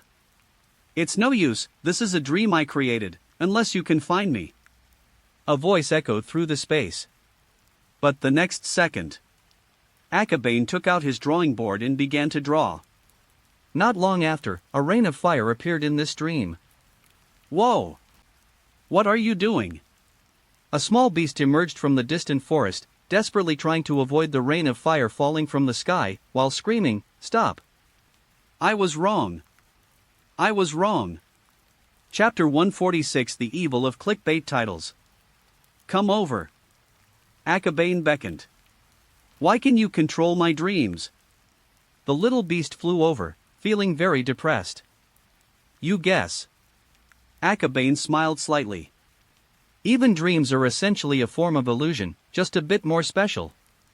Countering this technique would not be difficult for him, given his bloodline limit. If it weren't for your ability to manipulate the five senses, I wouldn't be afraid at all. The little beast twitched its nose back and forth, and there were still some burn marks where it had been hit by the fireball. Are you the Baku? Akabane felt something was strange. When watching the anime, Danzo's Baku was clearly very large. Could this just be a youthful version of Baku? Of course. Damn it, why are you so disdainful? The tapir leaped and bounded about. It's too tiny. I'm skilled at manipulating and devouring dreams, unlike those idiots who only know how to eat. That's what the Dream Eater said. I see, so there's more than just one Dream Eater. Akabane pondered to himself, and then gradually a number of ideas began to form in his mind. First of all, this dream-eating beast seems to be able to create dreams. Aside from anything else, it seems to have a low-end Unreal Engine 2 server. Regarding combat, it seems we need to ask again. After pondering for a moment, Akabane said, What exactly do you mean by you can eat dreams? I can eat dreams and illusions. It said proudly. Show me the results. A fact? The dream-eating tapir was taken aback. Eating dreams and illusions was just a hobby, a part of daily life like eating for people. How could it know what the effects would be?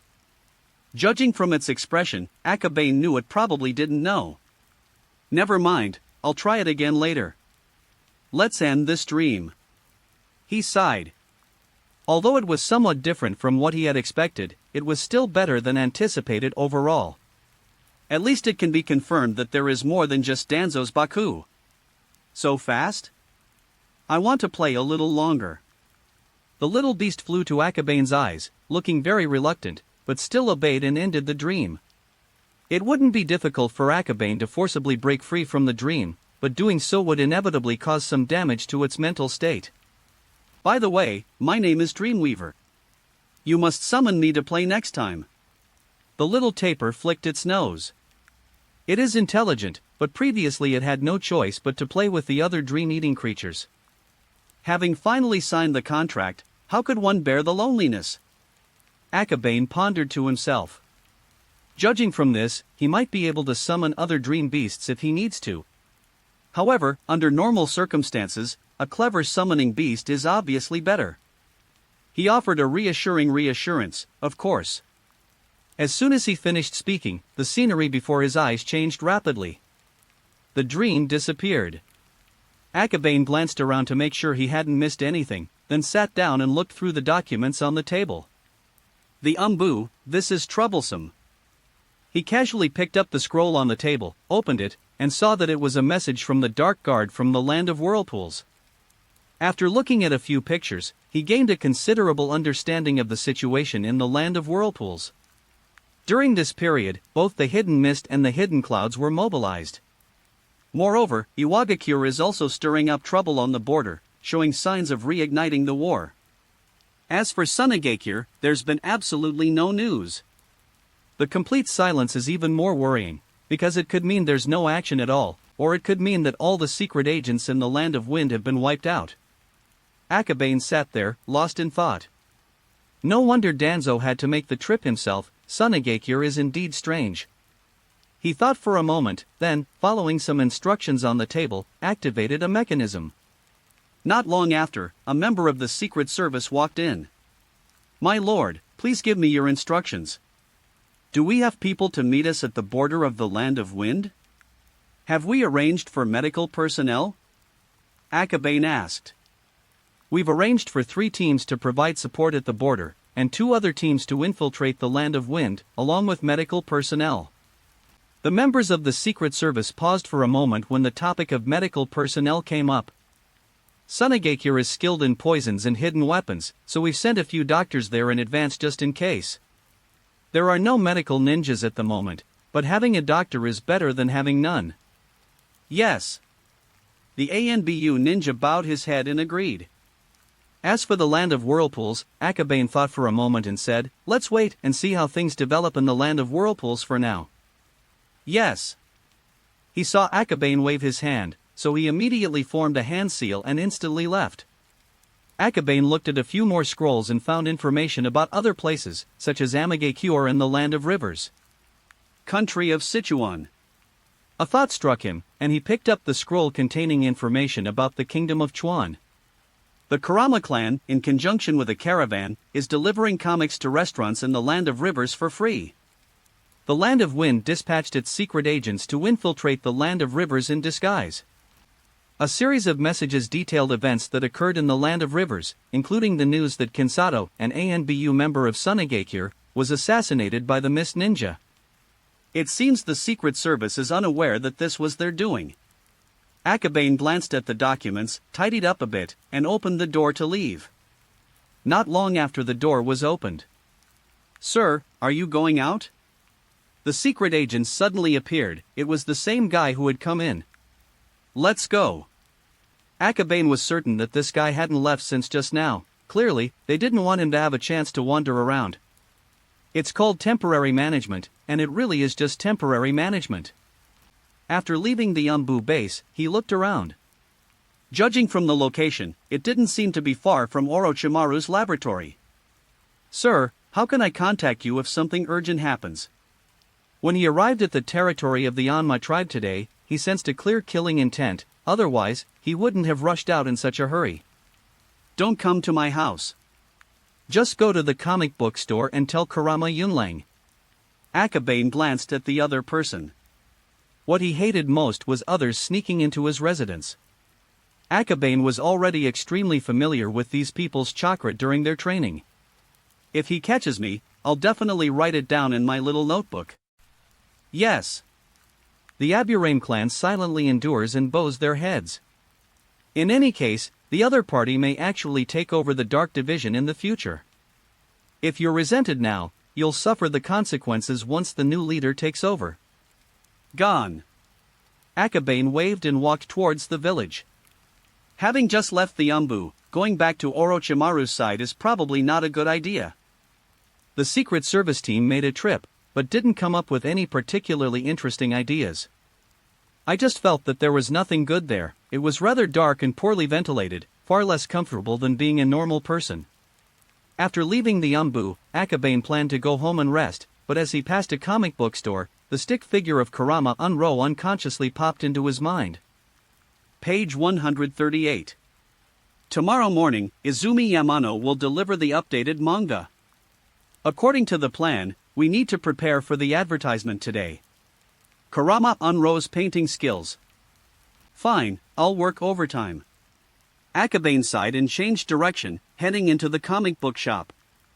As soon as he entered, he saw Kurama writing a banner.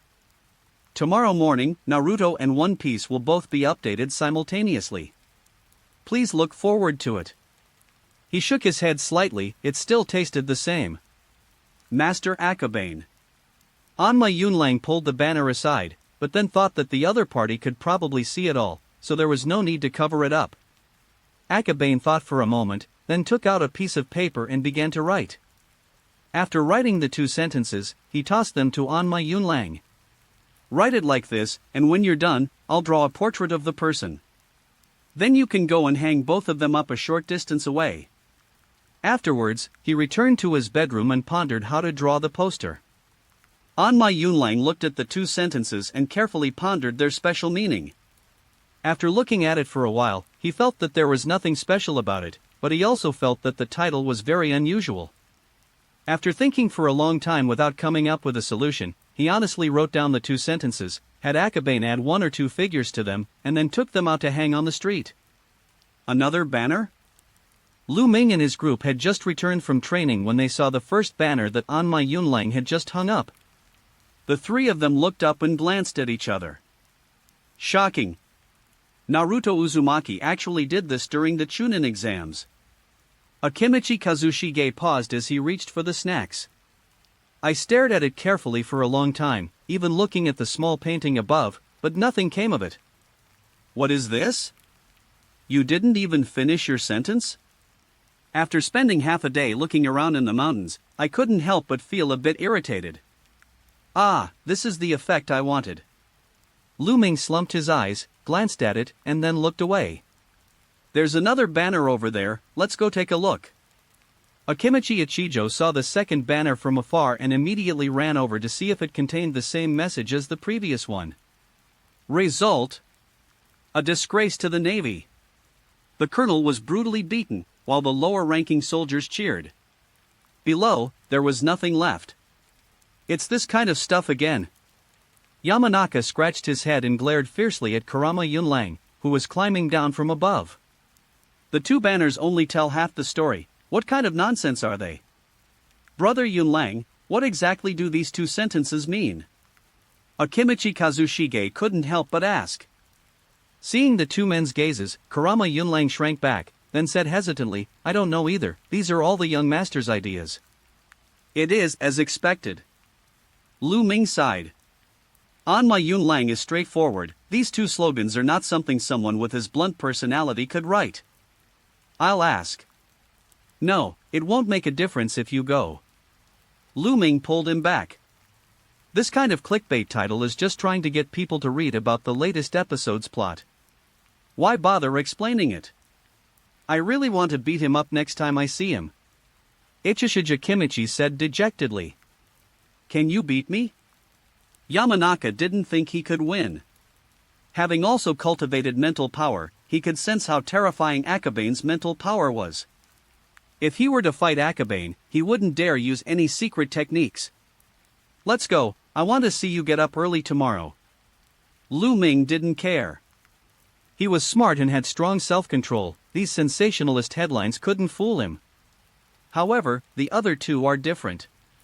The same thing happened to many passers-by. Almost everyone who passes by this street will stop by the shop, only to leave disappointed. By the time Akabane hung up the poster, quite a few people had already come to visit, and some even greeted Kurama warmly. Young master, what are these banners? Anma Yunlang was both amused and exasperated, having been unfairly blamed for something he didn't do. Ahem, a kind of propaganda format. The tactics employed by the shocking news department once dominated UC's headlines, demonstrating their terrifying nature. However, clickbait headlines are fine occasionally, but people get used to it if it happens too often. Chapter 147 The Dream Eater is not an elephant. In no time, the two headlines spread throughout Konoha. It's not that everyone cares much about the story that follows, but rather that it's the first time they've seen this kind of promotion, and they think Akabane is a bit ridiculous. Can't we promote it properly? At least explain what exactly happened. This incomplete and rambling explanation is disgusting. For Akabane, this effect is sufficient. He's not like those shrewd editors from his past life. He doesn't care about article fees or traffic. If I were to actually write out the content, it might actually disappoint people. Now, with the daimyo leading the way, the domestic manga printing industry in the Land of Fire has formed a sufficiently large industrial chain. The two comic books were updated, and enough copies were printed in just one day. Early the next day, 200 copies of each of the two books, Shan Yechuan Hong and another book, were transported to Konoha village. It was too early. Akabane hadn't even gotten out of bed yet. When he arrived at the comic shop, Yamano Izumi's caravan had already left. Perhaps the previous advertisements had worked, because when Akabane went to the comic book store, he saw that many of the 200 comic books had already been sold. Young master, the statistics have just been completed. Naruto manga has sold 53 copies so far, and One Piece has sold 41 copies. Not bad, let's continue to observe. Akabane nodded, then left a shadow clone inside the hut. He planned to leave his shadow clone here to work, so he could handle some of the usual work-related issues in the store, and also so that if the ANBU needed to find him, they could find him at the comic book store. However, for Kurama, this was a great blessing. Akabane sat by the door, not in a hurry to leave. He wondered whether he should summon Dreamweaver so that it could also experience the joy of comics. But you have to bite your finger. I should have known that my gums would bleed a little when I brushed my teeth. After much hesitation, Akabane gritted his teeth and bit his finger until it bled. A few drops of blood flowed out. Young master, what are you doing? Kurama was puzzled and surprised. After all, he was not a ninja, and summoning jutsu was a relatively advanced technique. Without a summoning scroll, very few people in the Kurama clan understood it. Summon a spirit beast. After getting blood on his fingers, Akabane quickly formed a hand seal and pressed it to the ground. Technique trigger. Before long, a miniature tapir appeared from the center of the spell. It was wet and looked around in confusion. Although the environment was unfamiliar, it was very familiar with Akabane's chakra, so it did not panic. It quickly looked up and noticed him, and with some effort, it jumped up and down, trying to land on Akabane's shoulder. But this is not a dream, it does not have the ability to fly. Big brother Akabane, help me. I want to stand on higher ground. Can it talk? Kurama Yunlang was very surprised and stared in disbelief at the small beast, which was only slightly larger than the palm of his hand. This was the first time he had ever seen anything like it. Jimeng turned to look at him, her nose twitching back and forth. For some reason, Kurama Yunlang felt that the other person was looking down on him. At this moment, Akabane lowered his hand, lifted it up, and placed it on his shoulder. Dreamweaver's eyes scanned its surroundings with great curiosity, and it quickly spotted the comic book on the table. Red feather, what is this? It looked like it wanted to jump down, but then it remembered that this wasn't a dream and immediately stopped. Comics. Akabane placed it on the table, and Kurama Yunru was so startled that he almost fell off his stool. Dreamweaver looked up and said arrogantly, "Ordinary humans, you don't need to be afraid. This beast is not interested in your dreams." Okay. Kurama Yunlang swallowed hard. Seeing such a strange creature for the first time was quite a test of his endurance. Brother Yunlang, please bring out the whole set. Akabane smiled slightly. Once Dreamweaver reads the comic, she will be able to create virtual games using her dreams. It's more convenient to play as a game than his illusion magic. Perfect plan. It is good. Kurama took out the first few volumes and laid them out in a row on the table. Jimeng could read, so she quickly walked to the first book and used her nose to open the cover. Page 139. Wow, a nine-tailed fox.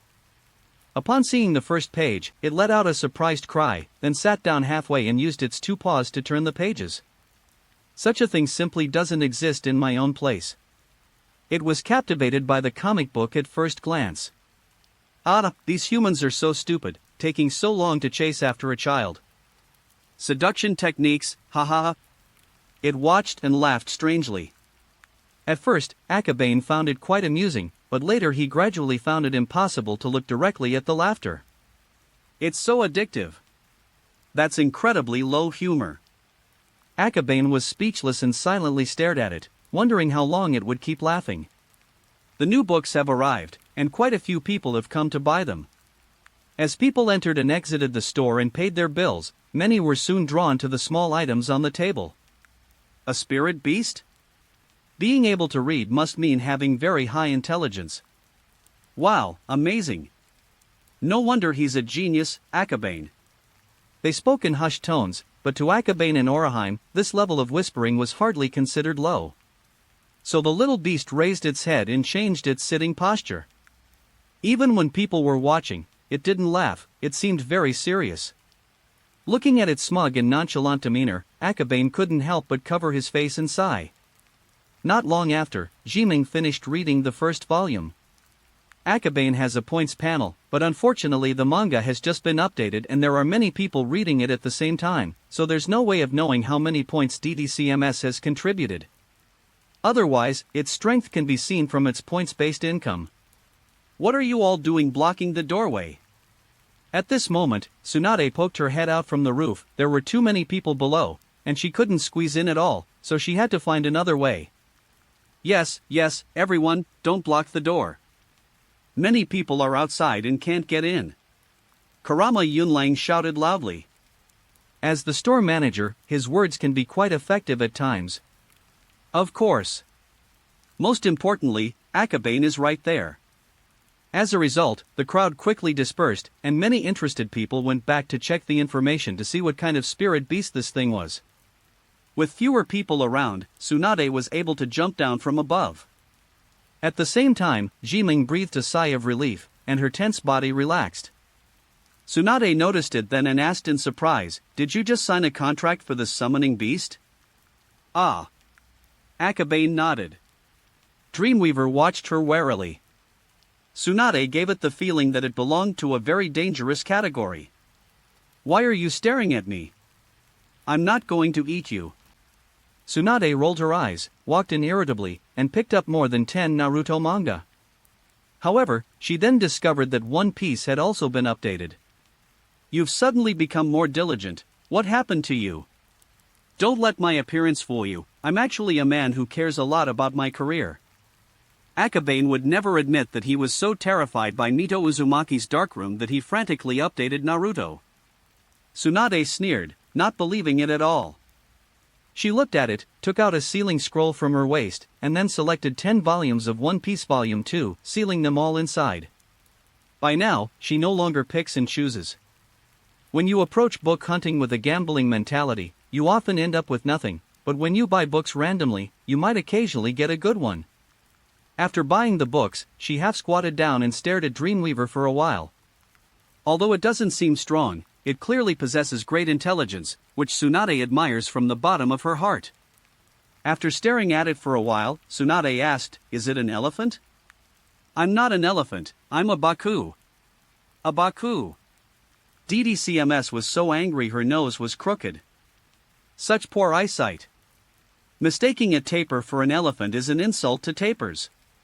A Baku? Tsunade was slightly startled. She had never seen a Baku, but she had read about it in her family's books. It seemed that Danzo's summoned beast was a Baku. However, Danzo's doesn't seem to be this small. Jiming glared at her for a while, then suddenly blew out a puff of smoke from her nose. Then, Tsunade felt slightly dizzy. When she regained consciousness, she found herself in a noisy casino. Casino? Wait, I'm at the comic book store. After a moment's thought, Tsunade immediately realized that she had been hit by a spell. It must be an illusion. She calmed down and tried to use techniques to dispel illusions and counter illusions, but her talent in illusions was really not high. Despite my best efforts, I couldn't escape the illusion and ended up feeling quite frustrated. The Dreamweaver slowly devours the dreamscape. Akabane didn't stop it, but secretly observed to see how far the Baku could go. A few minutes later, he noticed that Tsunade's chakra was decreasing. Given Senjo's physique, the fact that the reduction in chakra can be sensed means that the amount of reduction is already quite significant. Not only that, Baku's chakra is increasing. Absorb chakra? Akabane seemed to be deep in thought, and reached out to touch Tsunade. After probing inside, he understood. Normally, given the Senju clan's constitution, dreams wouldn't have such an effect. However, the Baku's chakra was devouring and assimilating the surrounding chakra, which resulted in Tsunade having more and more Baku chakra within her body. Without external help, Tsunade would become increasingly trapped in her dream. As for the increase in Baku's chakra, it should be because it consumed some of the spiritual energy emitted by Tsunade after she entered the dream world. After making some guesses, Akabane gently patted Tsunade's shoulder. As chakra was injected, Tsunade's chakra quickly calmed down. Seeing that things were going badly, Jiming swept a few comic books up with her nose and then ran back to her original place. When Tsunade awoke from her dream, the Baku had already disappeared. Kurama Yunlang was stunned. After doing the deed, it ran away. The intelligence of this spirit beast was truly frighteningly high. Hateful. Tsunade wreaked havoc in her dream, but in the end, she was the one who suffered the consequences. She finally woke up only to find that the dream beast had escaped. I have strength but nowhere to use it.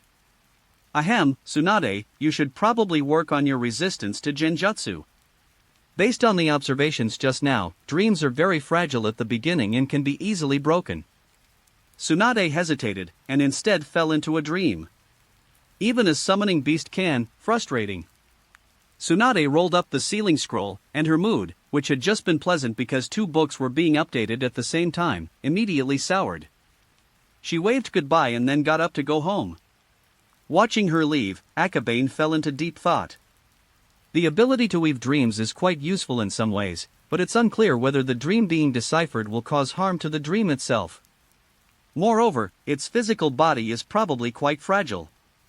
After all, Danzo was so big, yet he was still instantly killed, which shows that the Baku clan is comparable to the Kurama clan in terms of physical strength. Therefore, their actual combat capabilities still need to be observed and tested.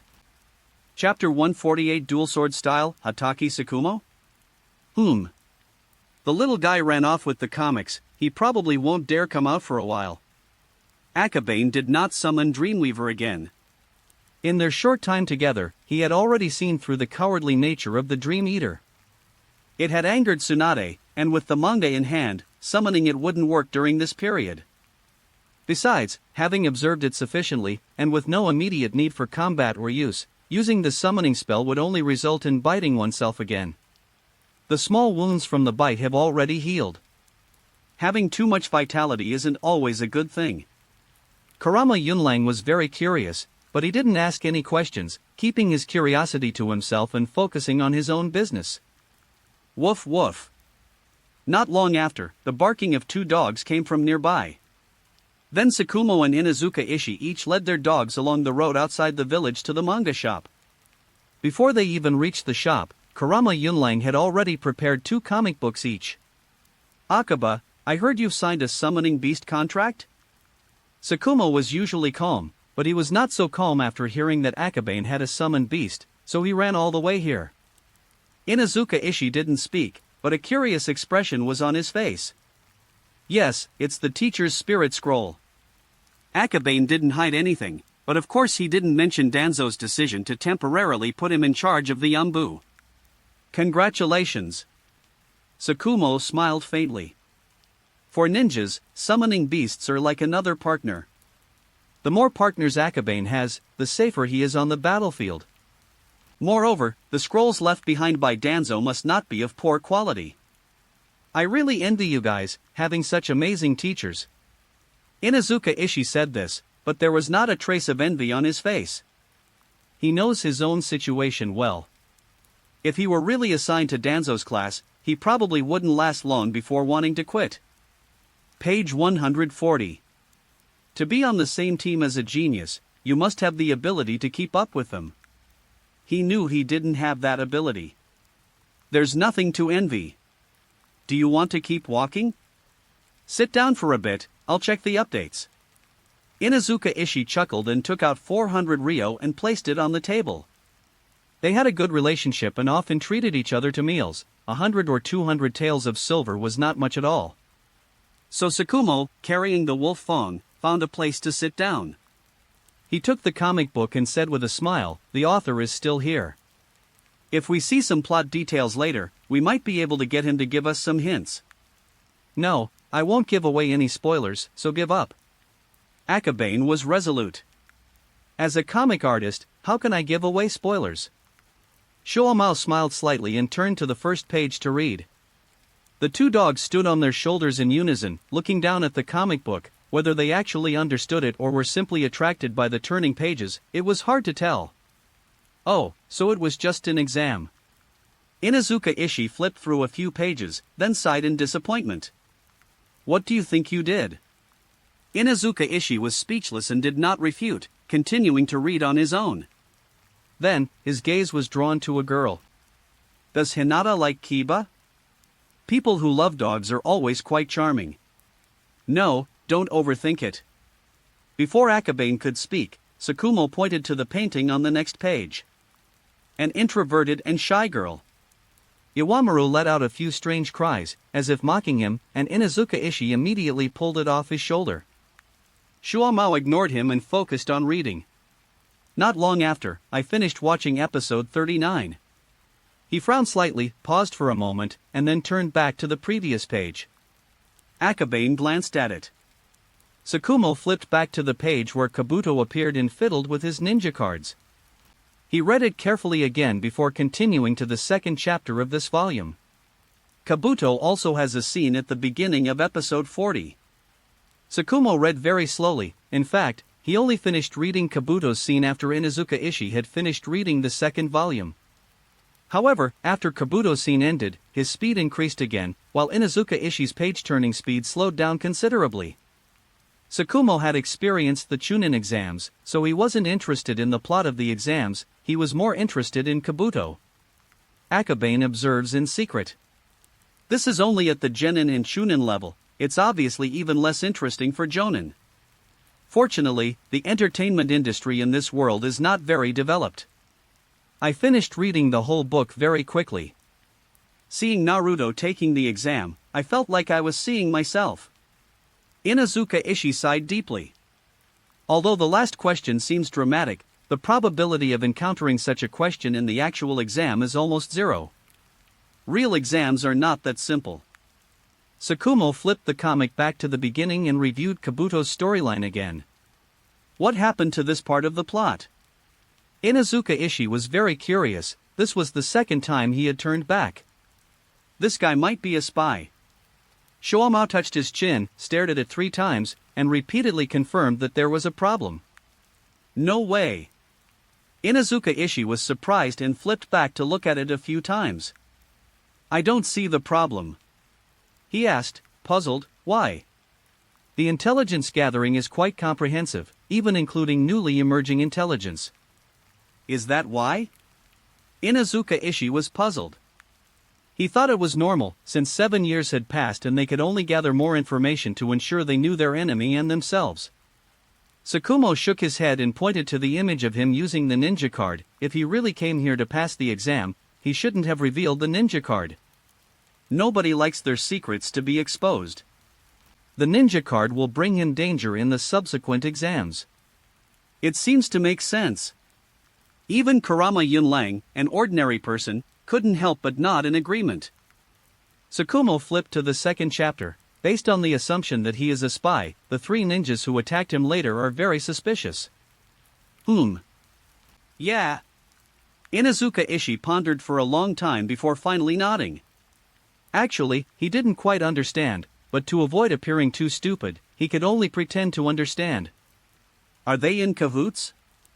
Kurama Unro was very honest and would speak up if he had any questions. It's highly likely, and even if it isn't, it's certain that this pocket is suspicious. Shuomao said calmly. Pa pa. Akabane kept clapping. Judging from this content alone, he could tell that there were problems with the character of Kabuto. It was truly as expected of Tsukumo Hatake. It seems I guessed it right. Tsukumo closed the book, thought about it carefully, and then said, I feel like there's someone behind Kabuto, and they're going to make a big move during the Chunin exams. Why is this again? Inuzuka Ishii was very curious and wanted to know the reason. Because he managed to remain hidden very reasonably the first 6 times, but only the 7th time he revealed such a big flaw, which means that he no longer needs to remain hidden. Another voice came from the side. Kurama Unro turned his head and saw Nara Shikame standing there, yawning. You saw it? Inuzuka Ishii was a little confused. No, but after listening to it, it seems to be about the same. As Lu Ming walked, he stretched his limbs. As he got closer, he could smell a strong medicinal fragrance. It seemed that he had been dragged out to work by the clan in the morning and had only just returned. Ah. Shuomao nodded. It feels like my heart is being pierced through when I'm reading with you guys. Inuzuka sighed wistfully, his emotions instantly becoming complex. The same content can be interpreted differently by different people. One person might simply see the plot, while another might be able to deduce various information from it, or even guess deeper meanings just by hearing some clues without having seen it before. This is the difference between a poor student and a top student. No spoilers, otherwise it's no fun. Akabane spoke at the opportune moment. Not everyone can deduce the subsequent plot development from fragmented clues. Sorry. Lu Ming bowed slightly, then threw down 100 taels of silver and casually picked up a copy of the 8th volume of Naruto. He flipped through it very quickly, and soon finished the first chapter. Swish swish swish. In no time at all, he had finished reading the 8th volume. In terms of time, it is even shorter than that of Shuomao. I prefer One Piece to Naruto. Lu Ming sat down attentively and began to read the pages one by one. However, by the time he started reading, Tsukumo and Inuzuka Ishii had already been reading for quite some time. The 2nd volume of One Piece hasn't really started the story yet, but the plot and settings are completely unfamiliar, which makes it more interesting for Lu Ming. Shuomao turned the pages one by one, his eyes sparkling. 3 sword style Zoro. Tsukumo, 3 swords. Inuzuka Ishii exclaimed in surprise. Okay. Tsukumo nodded, seemingly unconcerned, but after turning a few pages and seeing Zoro's battle scenes, his attention gradually wandered, and he appeared absent-minded. 3 knives, a bit flashy. In his father's style, he would have definitely condemned this impractical 3-sword style, but he couldn't help but think about how to learn it. Of course, he wasn't just copying Zoro's moves from the manga. That's just a comic, it's simply unrealistic to try and recreate it. A kunai in his mouth, a long sword in his left hand, and a short sword in his right? No, there's not much left over. After a moment's thought, Tsukumo felt that the twin swords were actually better. Shuomao gradually formed some basic ideas for the actions, but the specifics still needed to be created and tested continuously.